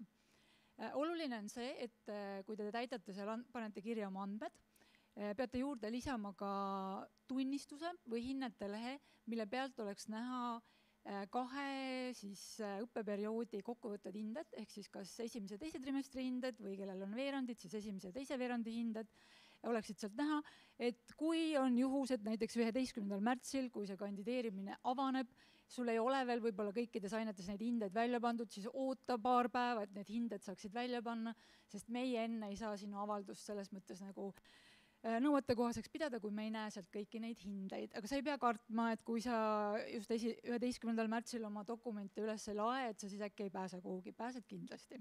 Et 22. märtsini on siis võimalik neid dokumente sinna esitada, oma andmeid panna kirja ja kuna see on ikkagi ühiskatsed 7 riigigümnaasiumi peale, siis sa pead tegema ka selle valiku ja otsustama, et millised on need riigigümnaasiumid, kuhu sa tahad kandideerida. Milline kool on sinu esimene valik, milline kool on sinu teine valik ja milline kool on sinu 3. valik. Et mõtle need väga-väga hoolikalt läbi, ära pane neid valikuid võib-olla ainult selle järgi, et sõber valis sellise järjekorra, mina panen ka, või et üks koolimaja on mulle lähemal kui teine, et valin sellepärast selle esimeseks valikuks, mõtle hoolikalt läbi, sest eelmisel aastal oli nii, et kõik koolid näiteks ei jõudnud vastuvõtul 3. eelistuse õpilasteni. Ehk et esimene eelistus on kõige olulisem ja siis mõtle läbi, mis see teine ja 3. eelistus siis võivad sinu jaoks olla. Meie vaatame siis kõik need eeldatavasti 500, 600, 700 taotlust siis kõik läbi, mis on meile tulnud esimeses eelistuses. Ja kui on nõuete kohaselt kõik andmed olemas, tunnistused esitatud, tunnistusel ei ole ühtegi negatiivset hinnet, ei üheski aines ega käitumise ega hoolsuse osas, siis me saame teile teada anda, et te olete oodatud sisseastumistestile. Sisseastumistest toimub siis 6. aprillil, see on laupäevane päev. Suure tõenäosusega suur osa nendest õpilastest teeb testi siin meie majas, aga me kindlasti teeme koostööd ka lähikoolidega, nii et 6. aprillil teile antakse siis teada, kus te saate seda testi teha.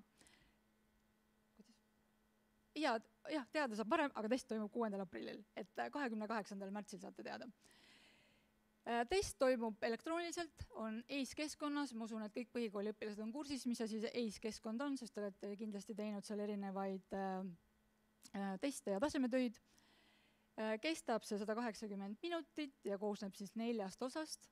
On eesti keel, inglise keel, loodusainete ja matemaatika ülesanded. Ise saate siis valida, kui palju aega te mingisugusele testi osale kulutate. Arvestama peate siis sellega, et kogu testi tegemiseks on aega 180 minutit. Nüüd, kui olete testi ära sooritanud, siis järgmine samm on sisseastumisvestlused.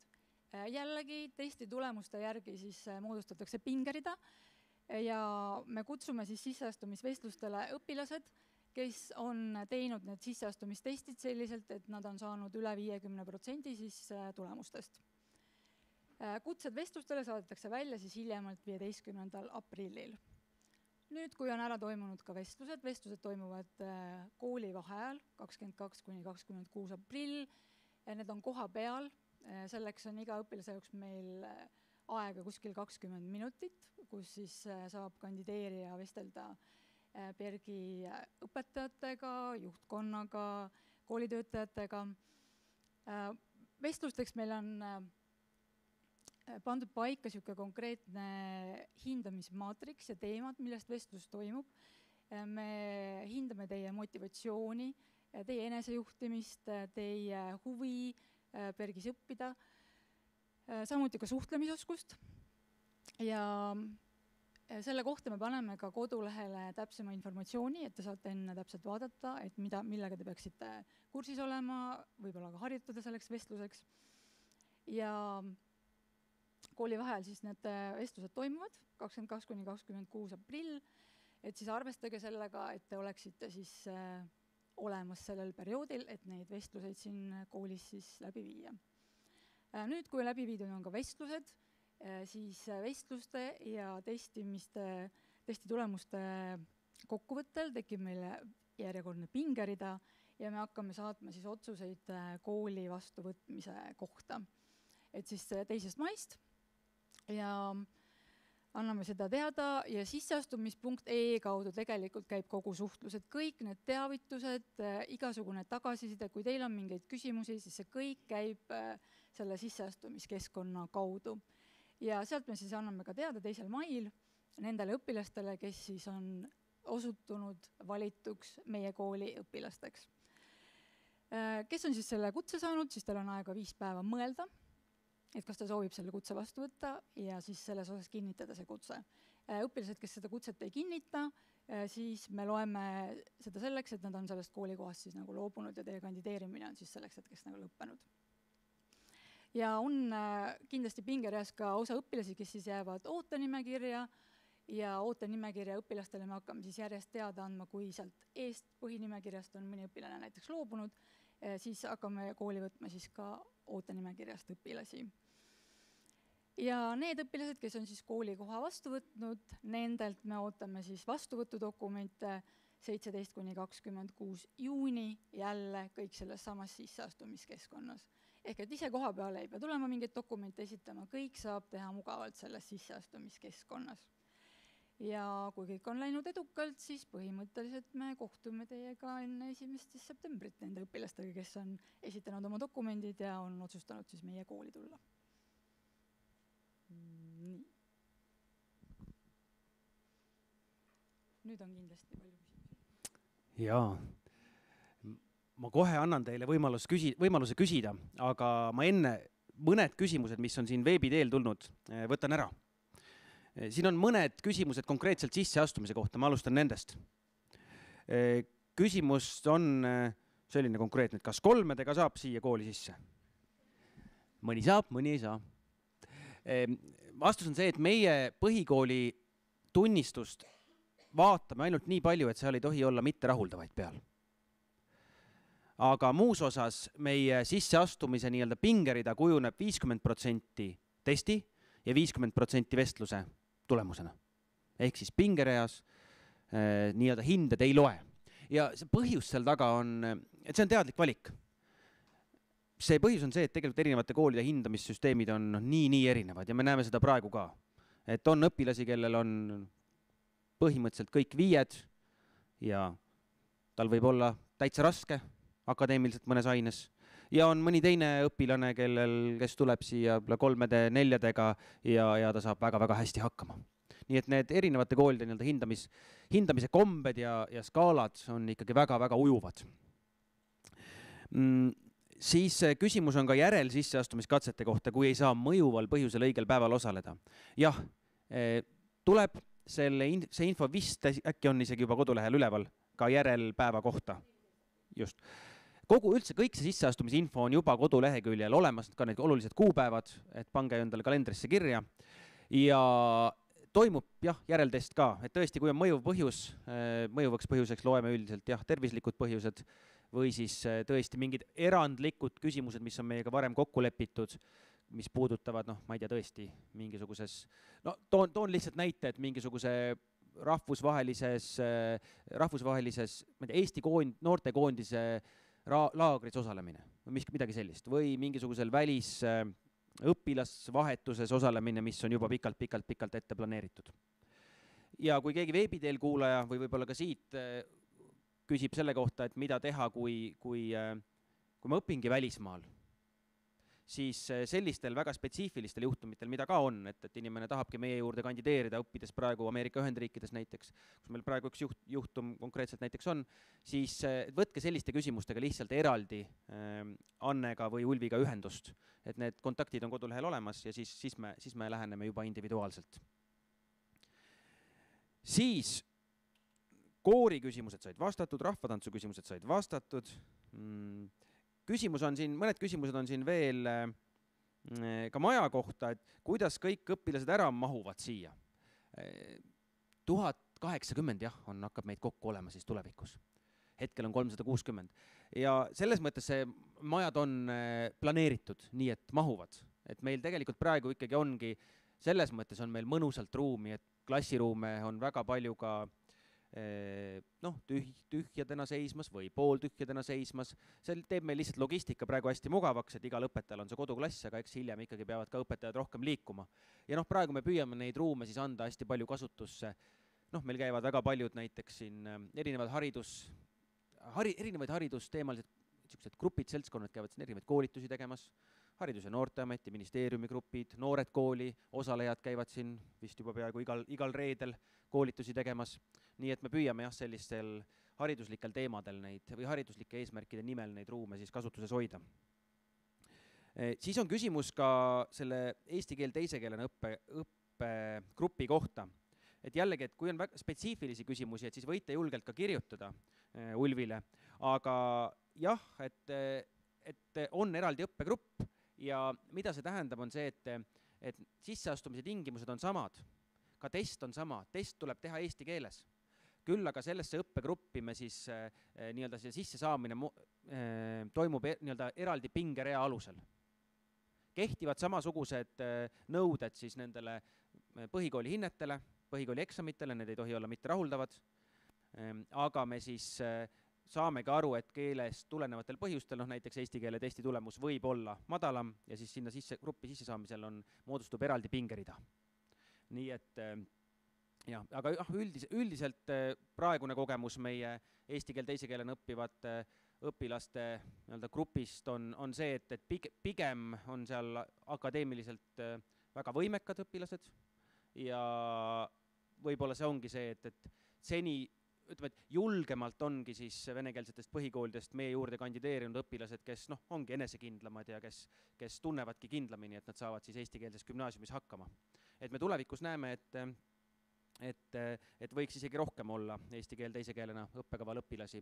Ja ütleme, et päris tulevikus võib-olla see õppekava peab või saab ka kaduda, kui põhikoolidest juba kõik väga hea eesti keelega meie juurde jõuavad. Aga hetkel jah, seda tuge me siis pakume. Nii. Küsimus on selle kohta veel, et miks teil nii pikk vahetund on? Ulvi siin natuke hirmutas selle, et meil koolipäev lõpeb nii hilja. Ma tuletan meelde, et koolipäev meil algab ka päris hilja. See 8.45, mis meil koolipäev algab, et see ei ole ka päris juhuslikult valitud, et tegelikult ikkagi see on enamike ka psühholoogide või haridusteadlaste soovitus, et teismelised tegelikult vajavad seda hommikust und ja on mõistlikum alustada hiljem. Isegi võib-olla ideaalis võiks alustada veel hiljem, aga see 8.45 on selline hea kompromiss. Aga see 70 minuti pikkune vahetund, selle mõte ongi selles, et seal näiteks me kirjeldati siin, et selles ajajoones on palju selliseid projektitöid. Näiteks näide oli see kiidindus seal Vanalinnas, aga teine suur projekt, mida siis tehti, oli meie selline teatripäev, kus siis kõik õpilased gruppide kaupa siis tegid Decameroni novellide põhjal selliseid minilavastusi ja sellest kujuneski terve teatripäev ja näiteks neid samu proove selleks teatrietenduseks, et neid samu proove saab sealsamas 70-minutilise vahetunni ajal teha. Saab õpetajaga leppida vajadusel kokku siukse väikse konsultatsiooni, saab tegeledagi vajadusel teha ära kodused ülesanded, aga kui on tunne, et on vaja puhata, siis saabki minna ja jalutada natuke väljas, mängida lauatennist, mängida korvpalli, võimle on alati avatud, saab rahulikult süüa. Et selles mõttes see ongi mõte, et kõrgkooli minnes hiljem või üldse iseseisvusse ellu minnes, kõik õpilased, kõik me peame tegema väga palju ise oma aega juhtima ja me püüame ka, et gümnaasiumi jooksul see õppija autonoomia ja see võimalus ise otsustada oma aja üle suureneks samm-sammult. Ja seetõttu see 70 minutit, et see õpetakski tegema neid valikuid. Ja muidugi, ega päris elus ikka inimesed vahel kasutavad seda aega ka nii ebamõistlikult, istuvad nurgas ja scrollivad telefoni. Aga üldiselt pigem me näeme, et see on väga mõistlikult kasutatud. Et tõesti väga paljud ka, mida soojem ilm on, seda rohkem inimesi käivad ka õues jalutamas. Nii et see on jah selline ennast juhtivust täis aeg. Siis on see küsimus B-võõrkeele kohta, et kas saab alustada ka nullist. Jah, saab alustada B-võõrkeelt ka nullist, aga see ei ole nii, et lihtsalt saab, et me kindlasti küsime seal väga põhjalikult seda, et me tahame, et see oleks väga läbimõeldud otsus, sest et nullist alustamisega kaasneb suurem koormus, suurem intensiivsus ja ka suurem selline iseseisva töö hulk. Kes tahab, saab. See põhjus ongi, nagu Agne ka mainis, et võib olla see huvi muutunud, et võib-olla tõesti 9. klassi lõpuks on tekkinud väga suur huvi näiteks selle, ma ei tea, prantsuse kultuuri ja keele vastu. Siis tõesti on võimalik nullist alustada meil B-keelena. Aga siis tuleb arvestada, et siis peabki rohkem ka pingutama. Nii, aga ma arvan, et siin on jaapani keelt C-võõrkeelena kindlasti hakkame õpetama. Nende C-võõrkeeltega ongi nii, et tegelikult me saame sinna kindlasti luua väga palju erinevaid valikuid. Ainus see takistus ongi see, et kas me leiame õpetajad. Et me hakkamegi seda ilmselt nii tegema, et kus me vähegi leiame hea õpetaja, seda keelt me pakume. Et see hakkab sellest väga palju sõltuma. Ja see on see koht, kus me üldse valikainetega on väga palju nii, et eelmisel aastal me kuulutasimegi eraldi välja ka näiteks sellise konkursi, et paku oma valikaine. Õpetaja pidigi kirjeldama oma siis erialast tausta, seda kogemust, aga ka selliseid sotsiaalseid oskusi ja kõike muud. Ja meie filter on väga tugev muidugi seal vahel see, et meie hindasime siis seda õpetaja sellist pedagoogilist ja sotsiaalset kvaliteeti. Et ta oleks võimeline õpetama seda. Õpilastega häid suhteid looma, süsteemselt õpetama. Aga seal valikkursuste juures siis sinna tõesti kokku vist kandideeris äkki mingi 50 inimest oma kursusega ja umbes 20 midagi me avasime, 20 natuke peale avasime nendest. nii et C-võõrkeeltega me kindlasti hakkame ka sellist sorti otsingut tegema, kus inimesed saavadki tulla oma võib-olla sellise huvitava keelena, mida me ei oskakski otsida. Ja võib-olla see on selle, et kui see suur õppijate arv hirmutab, et see, et 360 õpilast on ühes lennus, 1080 tulevikus kokku. Et tegelikult 1000 õppijaga kooli on ju Tallinnas palju suuremaid on Tallinnas ja Harjumaal. Et meie eripära on see, et me oleme puhas gümnaasium. Ja see suur puhas gümnaasium lubabki just nimelt ka avada seal selliseid valikaineid, mis võib-olla sellises keskmises gümnaasiumis, kus iial ei saaks seda gruppi kokku. Et ma ei tea, toomegi näite mingisugusest, ma ei taha öelda veidrast võõrkeelest, aga sellisest mingist võõrkeelest, prantsuse, hispaania keelel on palju fänne, aga ma ei tea, toome näite selle eesti viipekeel, eks, et tavalises gümnaasiumis, kus võib-olla ongi 60 õpilast ühes lennus, võib-olla 90, siis väga raske on saada gruppi kokku, näiteks seda 10 inimest, kes tahaks seda eesti viipekeelt õppida või mõnda teist võõrkeelt või mõnda spetsiifilist matemaatikakursust. Aga meil selle suure gümnaasiumi peale on üsna tõenäoline, et me saame igasuguseid niši huvisid ka või nende põhjal ka avada siis huviringe. Praegu huviringide hulgas on näiteks tõesti sellised akadeemilisi asju hästi, aga on ka sellised hästi praktilisi asju, näiteks nagu nüüd 3. trimestri tuleb näiteks jooksmise ABC. See ongi inimestel, kes tahavad jooksmisega sõbraks saada. Võib-olla kunagi osaleda ka mõnel jooksumaratonil miskit, aga see ei ole tingimus, aga et kes tahavad jooksmisega sõbraks saada. Nii, aga nüüd ma annaks siis saali küsimusteks võimaluse.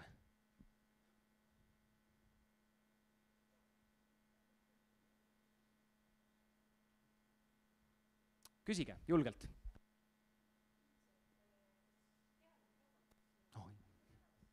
Jaa, kehaline kasvatus on. Mitu korda nädalas on, selles ei ole lihtne vastus, ta natuke varieerub, aga põhimõtteliselt 2 korda 70 minutit on see põhiline osa. Ja jah, on. Meil on tingimustest, me ütlen alati, et meie liikumise õpetuse põhiline osa, nii-öelda kõige suurem selline, kõige olulisem siis vahend on see mets, mis meil siin kõrval on. Et seal saab väga palju väga ägedaid asju ära teha. Väljas on meil siis palliplats, meil on olemas välijõusaal, jooksurada ka kooli ümber ja sees siis on olemas võimla, pärast saate sinna sisse piiluda, ilus suur võimla, hästi mõnus ubane, väga väikse kajaga, puithoone eripära ja jõusaal ja joogasaal ka. Nii et toimub ja meie liikumisõpetajad Priit ja Siret, nad teevad väga palju asju koos, on teadlik valik olnud, et poistel ja tüdrukutel väga palju asju toimub koos, muidugi spetsiifilisi asju tehakse ka eraldi, aga nad ise just nimelt väga palju otsustasid tegutseda koos. Nende taustad on, Siret on rohkem sellise tantsu ja ka sellise üldkehalise taustaga, ka töötanud treenerina spordigrupides ja Priidul on võitluskunstide pikaajaline taust. Ja värbame hetkel 2 uut liikumisõpetajat juurde, nii et teate kedagi, öelge neile edasi, et võiks kandideerida, nii et ja selles mõttes, et üsna, võib-olla märksõnana veel öelda, et mis meie liikumisõpetus selline filosoofia on, et 10. klassis on selline klassikalisem liikumisõpetus, kus erinevaid spordialasid katsetatakse läbi, et luua ka sellist nendes mentorrühmades sellist ühist tunnet. Aga me tahame liikuda niimoodi, et samm-sammult õppija valik seal suureneb, niimoodi, et 12. klass, G3 on suures osas selline, et õpilane saab valida, kas ta osaleb siis selles nii-öelda põhiliikumise tunnis või ta osaleb hoopis nii-öelda, teeb iseseisvalt mingisuguse valiku ja peab liikumispäevikut ja kohtub liikumisõpetajaga näiteks kord kuus.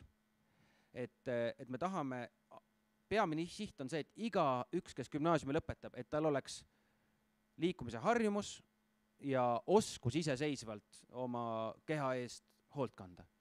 Et see on see peamine siht. Mitte see, et siin 3 aastat tunniplaanis liigutatakse ja siis kui tundi enam ei ole, et siis inimene, siis ka liikumine lõpeb. Mis on tegelikult see kurbloolisus, mis väga, väga tihti juhtub. Nii et, jah.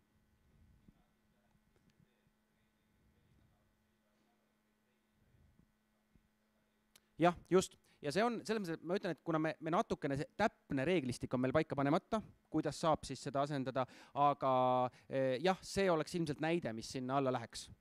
aga jällegi, et see on siis samm-sammult see autonoomia suureneb, see konkreetne näide toimiks siis 12. klassis näiteks, aga 10. üldjuhul, kui ei ole spetsiifilise nii-öelda tippsportlasega, kus tõesti saab individuaalse õppekava kokku panna, siis üldjuhul ikkagi on nii-öelda tavapärane liikumise tund. Aga meie õpetajate selline filosoofiline nagu nägemus on ikkagi väga selline liikumisõpetuse keskne. Et just, et inimesed õpiks ennast, enda keha tundma ja õpiks nii-öelda headeks liikujateks. Võitluskunstide see kursus, mis on, see on Priidult ongi selline pigem algajate grupp, selline, ta on toonud sinna palju asju kokku, seal on nii lähivõitluse, püstivõitluse elemente, sellist klassikalist nii-öelda enesekaitset, et ta ei järgi nii-öelda konkreetset distsipliini seal. Ja. Aga Priit ise on muidu teinud pikalt Brasiilia jiu-jitsut ja ka karatet pikalt ja ta on erinevate Eesti, kunagi olnud tegelikult Eesti ka vabavõitluse nii-öelda alguse juures. Et ta on väga mitmekesise taustaga. Ma ütlen võib-olla veel ära, et ka need kooli näiteks jõusaal ja joogasaal, et need on ka õpilastele kasutamiseks. Et näiteks jõusaali kasutamise süsteem on selline, et õpiline, kes tahab kasutada, ta lihtsalt tal on väike reeglistik, sinna tuleb anda oma allkiri, et nendega nõustuda, siis õpilaspiletile tehakse ligipääs sinna ja on teatud ajad siis tundide järel või ka tegelikult selle pika vahetunni ajal, kus siis saab, või enne tunde ka tegelikult, kus saab siis seda jõusaali kasutada. Nii, seal oli.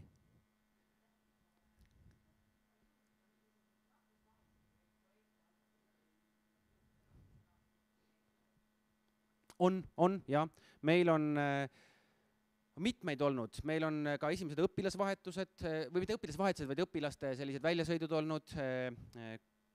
Leedus käisid meie õpilased ja õpetajad juba koos ühes sellises kultuurivahetusprogrammis, siis seoses selle maailmahariduse temaatikaga, siis meil on 2 projekti olnud, ühes me koostasimegi erinevaid maailmahariduse õppevideoid, vaadake, otsige videoõpsi YouTube'i kanalil, koos siis legendaarse ajaloo õpetajaga Kristo Siiaga on siis maailmahariduse videod loodud. Ja siis 3., mis mul kohe meelde tuleb, on nüüd varsti on meil tulemas ka maailmahariduse konverents koostöös MTÜ Mondoga, kus oleme ka siis nii-öelda projektiraha kasutanud. Ja juhtõpetaja Tiina, keda täna siin ei ole, kes streigib, kuigi Agne ka streigib. Ja, vabandust. Just. Siis tema eestvedamisel me neid oleme kirjutanud ja algatanud siin.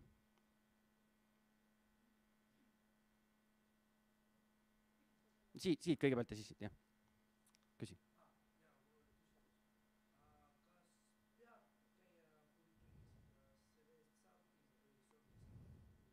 Huvitunnid, nüüd huviringid on lihtsalt huvi. See on selline vaba. Ja, selle eest ei saa hindeid. Aga valikkursused ja valikmoodulid, need on need, mille eest saab. Aga huvitegevus ei. Nüüd küll aga, kui te käite näiteks muusikakoolis või kunstikoolis või võtate näiteks mõne kõrgkooli, ülikooli juurest mõnd kursust, siis neid saab meie valikkursustena üle kanda. Meil on seal teatud tingimused, et peab olema õppekavaline tegevus ja peab teatud tunnistusele olema väljastatud ja nii edasi, seal on mõned tingimused, aga neid jah, me võtame ka valikkursustena arvesse. Et lihtsalt sellist nii-öelda kodust savivoolimist või hüppenööriga hüppamist ei võta valikkursusena, aga kui on õppekava järgiv tegevus, siis saab seda üle kanda ka. Aha, jah, küsiti selle kohta, et kas huvitegevus on kohustuslik ja kas selle eest saab ka hindeid või see on selline lihtsalt vaba tegevus, et jah, et see on lihtsalt selline vaba. Ja mis eristabki huviringi ja valikkursust ongi see, et huviring on selline, et kus võib ka igal hetkel ära minna. Võib-olla tõesti, kui on näiteks teatriring ja on lubadus antud ja silma vaadatud, et siis ei ole nii hea ära minna. Või kui bändi teha, et siis peab enne bändikaaslastega rääkima, kui ära minna. Aga põhimõtteliselt huviringid on sellised vabamas vormis, aga valikkursused, valikmoodulid on ikkagi sellised, et enamikega on nii, et kui nendega on alustatud, siis seal on ikkagi ka konkreetsed lõpetamise tingimused. Nii, siin oli jah.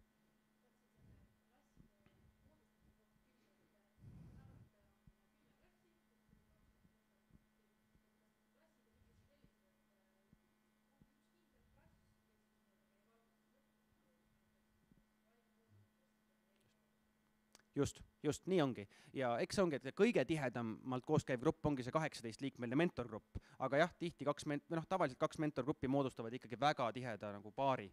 Ja need ikkagi liiguvad läbi 3 aasta. Just. Jah, just, täpselt nii, et üks klass moodustub 2 mentorgrupist.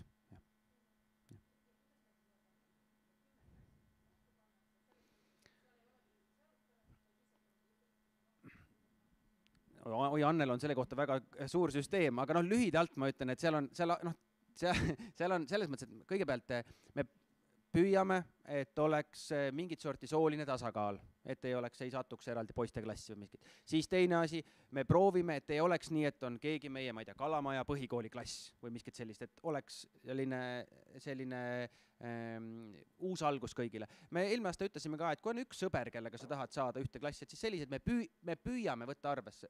See ei pruugi alati 100% õnnestuda, aga me püüame. Aga mitte seda, et nüüd tekiks sellised, et see pergikultuur saaks siin tekkida, siis on segame. Ja siis on vaja arvesse võtta sedasama B-võõrkeele valikut, et tunniplaan klapiks, kuna B-võõrkeeltes käiaksegi siis mentorgruppide kaupa tihti. Ja siis on ka seda kitsast ja laia matemaatikat tuleb veel arvesse võtta, kas on midagi veel olulist? Enam-vähem vist kõik. Ja. No ja siis on see eesti keel teise keelena vist jaguneb ka veel ära, et seal on neid, et see on korralik arvutus.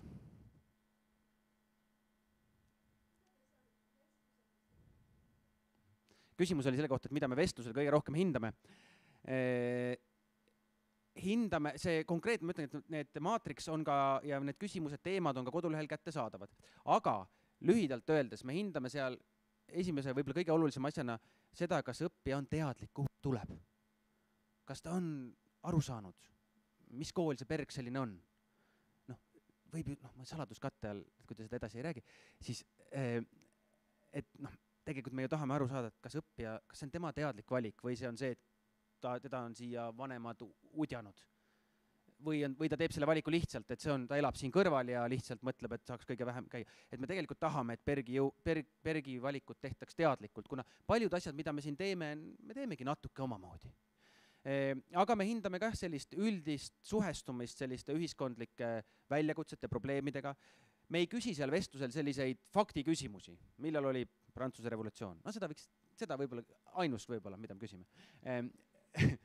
Aga muidu me ei küsi, aga me võime küsida näiteks küsimusi, et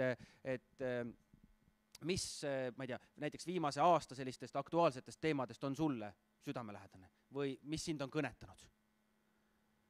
Selliseid asju me võime küsida, selliseid avatud vastustega. Ja seal me uurimegi sellist suhestumist nende pergi eripära teemadega. Et õppija jaoks ei tuleks pärast kogu see meie need eripära moodulid kuidagi šokina. Ja siis natukene tõesti sellist eneseväljendust ja ka sellist avatust nendele samadele meie koolis käsitletavatele teemadele.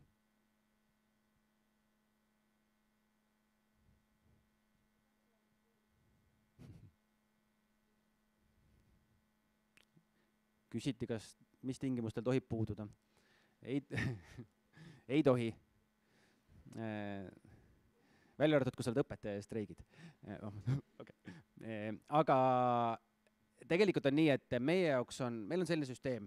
Me püüame siin jälle olla see vaheaste, näiteks siis kõrgkooli ja põhikooli vahel, et meie jaoks on tundides osalemine kohustuslik, aga muidugi on põhjuseid, miks inimesed peavad puuduma. Aga meie jaoks on puudumine.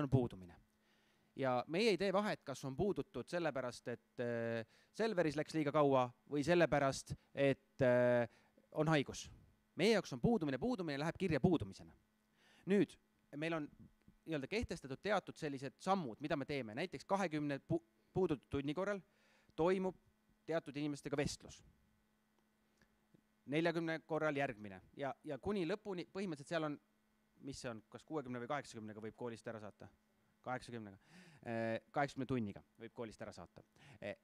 Aga see mõte selles, me alati räägime seda õpilastele, on see, et nende vestluste iseloom sõltub sellest, miks õpilane on puudunud. Kui õpilane on olnud haige pikalt, siis nende vestluste iseloom ongi see, et nende jooksul saab küsida, et kuidas sul on seis? Kas on sul vaja praegu aidata välja mõelda, et mis on need kõige prioriteetsemad asjad, mida järele teha? Eks? kas on vaja näiteks, noh, ma ei tea, kas saabki siis mentor või õpilasnõustaja saab aidata seal aega planeerida, saab aidata teha teiste õpetajatega kokkuleppeid. Aga muidugi, kui õpilane on puudunud ilma põhjuseta, no siis sellel vestlusel on teistsugune sisu. Aga igal juhul oluline on see, et kui õpilane puudub, siis järgnevad vestlused. Noh, natukene sellises, öelda, ühesõnaga, esimene vestlus on mentoriga ja saate aru, et siis mingil hetkel võib ka minuga olla. Ja mingil hetkel võib ka lapsevanem olla sinna kaasatud. Aga puudumine on puudumine.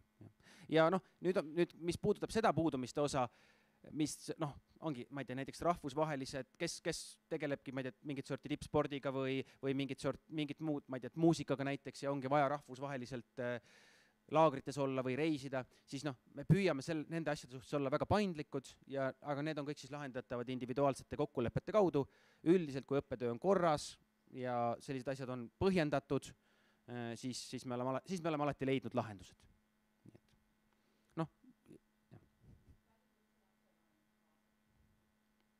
Gümnaasiumis nad ei kaasu väga või ei kaasu, jah. Ja tegelikult ongi see, et esimene asi ongi see, et tihti gümnasistid ka ise eelistavadki seda, et ajada juba ise asju. Ja pigem mõnikord, mina direktorina pean ka ütlema, et aga ära küsi lapsevana minuga, kas õpilane küsib, saada oma laps minu juurde küsima. Et lihtsalt haritadagi seda iseseisvust. See on üks oluline asi, et alati ei peagi gümnaasiumis lapsevanema filter seal vahel olema. Või ongi mõistlik, et õppijad iseseisvad oleks. Aga teistpidi muidugi, mis puudutab sellist lastevanemate kaasamist sellistesse kogukonna üritustesse, ka hoolekogutöösse näiteks, et seal me väga ootame. Et praegu meie hoolekogu on koos käimas, aga nüüd hoolekogu ka lastevanemate esindajad tahavadki tööle tõmmata ka siis vanemate kogu, mis oleks selline juriidilist otsustusõigust mitte omav, aga selline natuke siuke aktiivgrupp, kes tahaksid kaasa mõelda kooli arengus. Nii et selles mõttes muidugi neid kaasalöömise võimalusi või osalemise võimalusi on palju, kes tahavad. Oi, see on mu lemmik küsimus. See küsimus on sellepärast lemmik, et kui te küsite 5 koolijuhilt, mis oli konkurss, siis umbes keskmiselt nad ütlevadki kõik, et 5 oli meil kohal, aga saate ise ka aru, kui 5 kohas on 5 inimest kohale, siis tegelikult õpilased jagunevad enam-vähem ära. Et lihtsalt, et need numbrid ei ütle mitte midagi. Need, kui ma ütlen, et võin need öelda, aga see ei tähenda, et konkurss oli selline. Kokku meie juurde tegi katseid Bergi 1900 õpilast ja nendest umbes 600 jaoks me olime kui esimene valik. Aga see 1900, kui ma tahaks, siis ma ütleks, et jagaks selle 5-ga ja ütleks, et põhimõtteliselt jagaks selle 360-ga ja ütleks, et meil oli nii ja nii suur, ma ei tea, peaaegu 6 inimest kohale konkurss, tegelikult see on jama, ei olnud nii palju. Nii et tegelikult Tallinnas on olukord jõudnud sinna, et gümnaasiumi kohti on juba päris palju ja lõpuks need õpilased kuidagi jagunevad ära. Lihtsalt seetõttu ongi see esimese valiku küsimus hästi oluline, et ka vestlema me kutsumegi ikkagi neid edukamaid testitegijaid, kes on meid esimeseks valikuks pannud esimeses ringis. Praegu vist sai kokkulepe, et esimese ja teise valiku omasid kutsume kõigepealt, pingereast. Nii et eks ta sinna kuskile 1 ja 6 vahele siis jäi, see nii-öelda ametlik konkurss. Nii. Jah, ole lahke. See on meie jaoks valus küsimus natuke. Aga me kasutame e-kooli.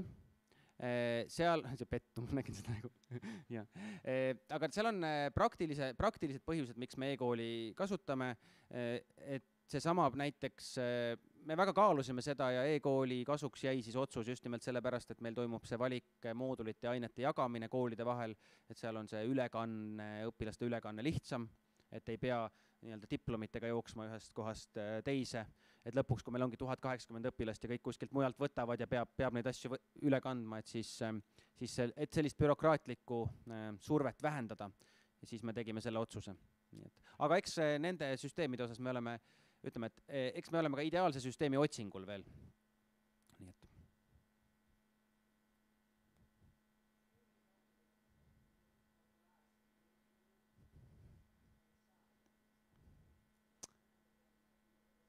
mis te arvate, mis oli kõige populaarsem moodul?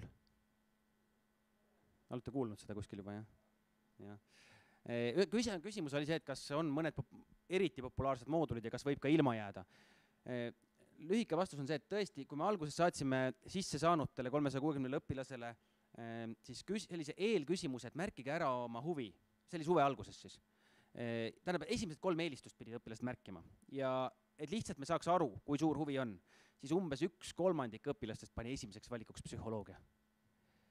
Aga sellega on jah, et meie psühholoogiaõpetaja tegi väga head hirmutamistööd ja lõpuks talle jäi täpselt paras 36. grupp alles.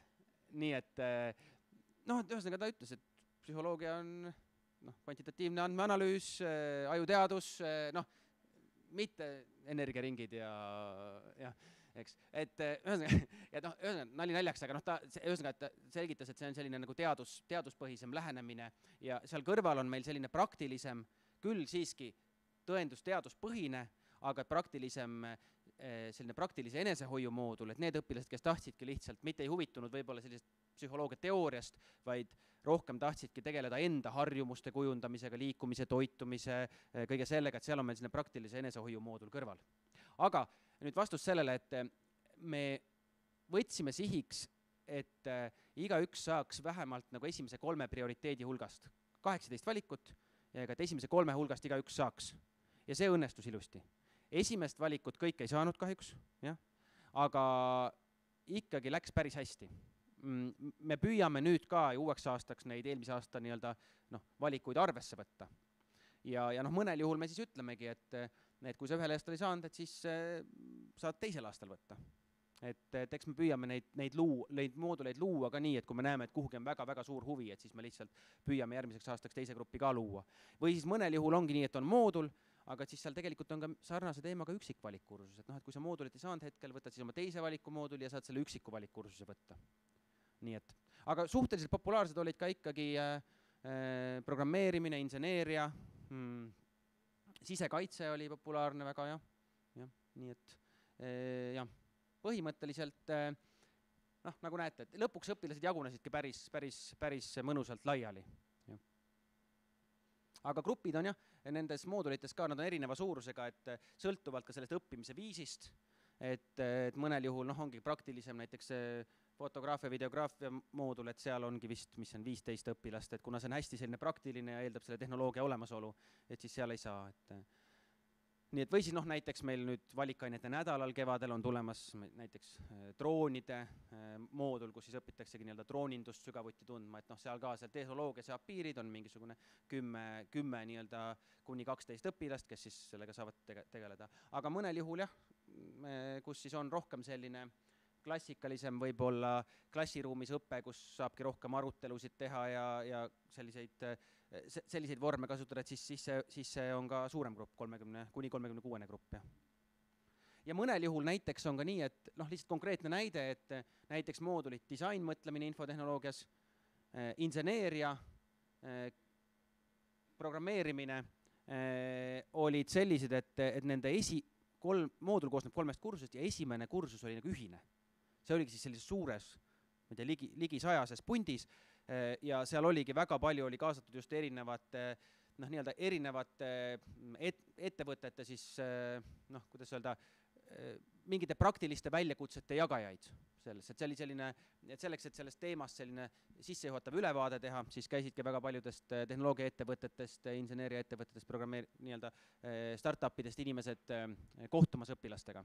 Ja siis teisest kursusest läks see sügavuti, siis progejad hakkasid progema ja insenerid ehitama ja nii edasi.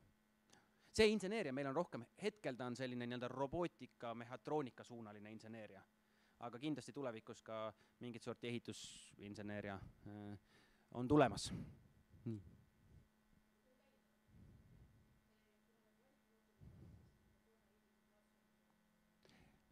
Need on nüüd ainult meie omad. Siia lisanduvad veel juurde Mustamäe ja Tõnismäe omad, jah?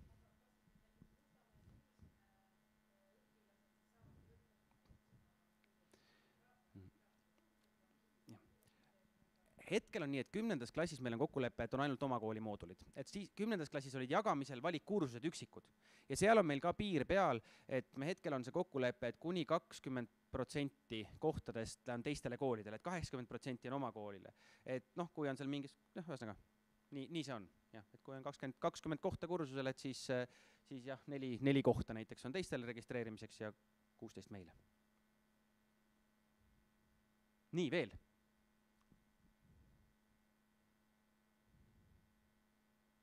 No väga hea. Ma vaatan, kas siia on tulnud vahepeal miskit.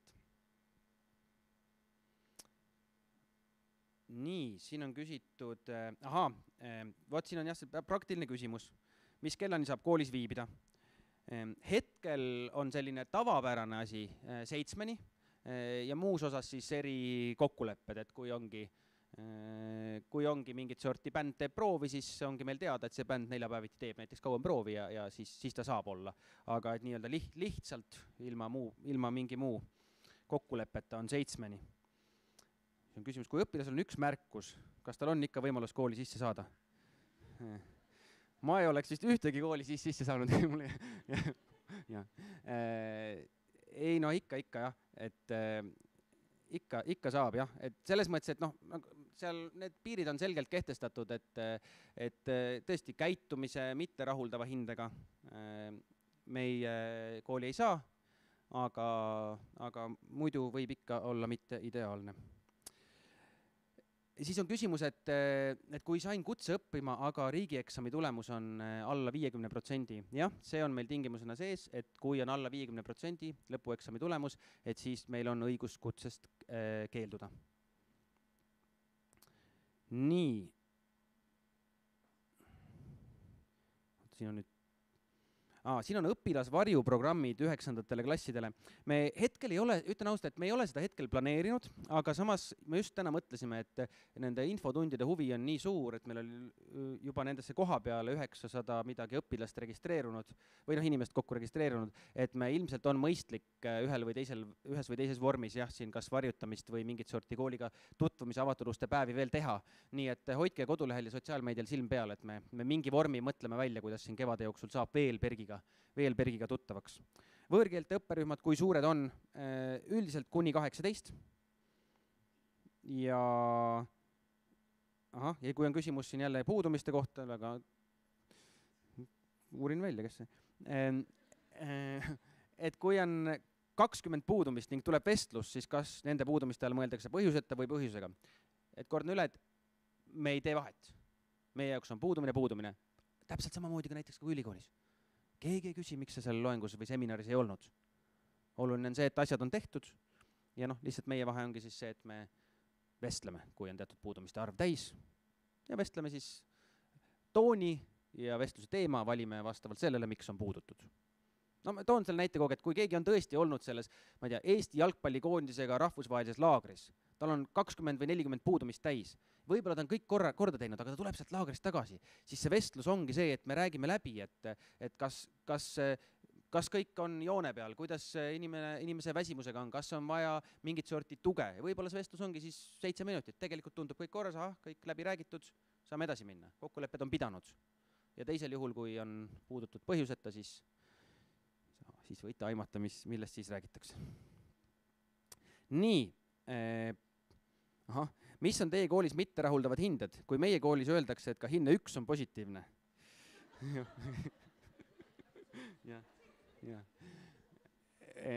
Ja selles mõttes, et üldiselt siis me põhimõtteliselt jah.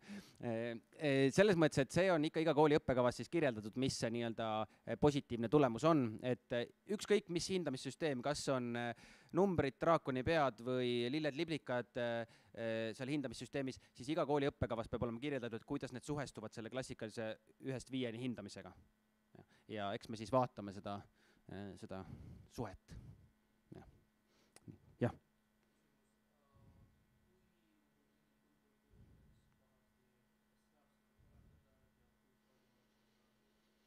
Ma nüüd peast täpselt seda päevade arvu ei mäleta.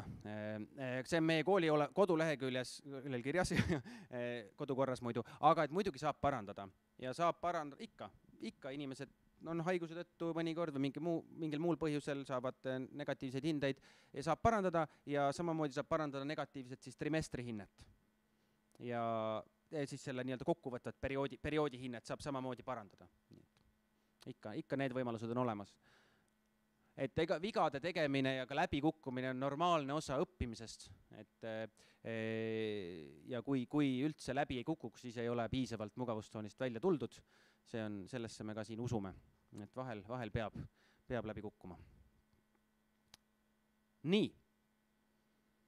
Tundub, et küsimused on otsa saanud. Mida ma siis kohe, enne kui ma siin ütlen, kuidas te saate siin maja vaadata, siis hoidke silm peal meie koduleheküljel berg.ee ja muidugi ka Instagramil ja Facebookil, kus me siis jagame ka regulaarselt seda, et mis meil siin koolis toimub, jagame nii kultuurielu, aga ka sisseastumisega seotud olulisi kuupäevi, et tõesti julgustan, saate ka, ma arvan, meie sotsiaalmeedia kaudu paremini aru, mis kool see Berg on. Ja loodan teid kõiki, muide, vanemad ka, tegelikult ei ole põhikooli gümnaasiumi seaduses piirangut, et kõik võite, kui teil on põhiharidus, kui põhiharidust ei ole, siis ei saa, aga kui on põhiharidus olemas, siis võib tulla katsetele. Ja. Aga seal on põhikooli keemia ja füüsika ja geograafia ja matemaatika. Igal juhul, ma loodan kõiki suurte osa teist näha meie katsetel ja edasi nüüd saab siis toimetada nii, et siin on mõned Bergi inimesed, ka mõned Bergi õpilased, kellele saab võtta sappa ja saategi küsida veel, kui miskit jäi südamele, aga saate lihtsalt koolis natuke ringi vaadata, et siia-sinna, võib-olla laborisse, võib-olla raamatukokku, võib-olla võimlasse. Nii et Bergi inimesed, tõstke käed üles, kes te olete? Okei.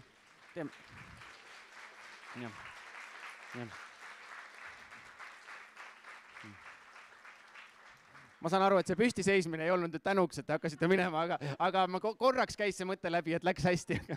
Aitäh teile!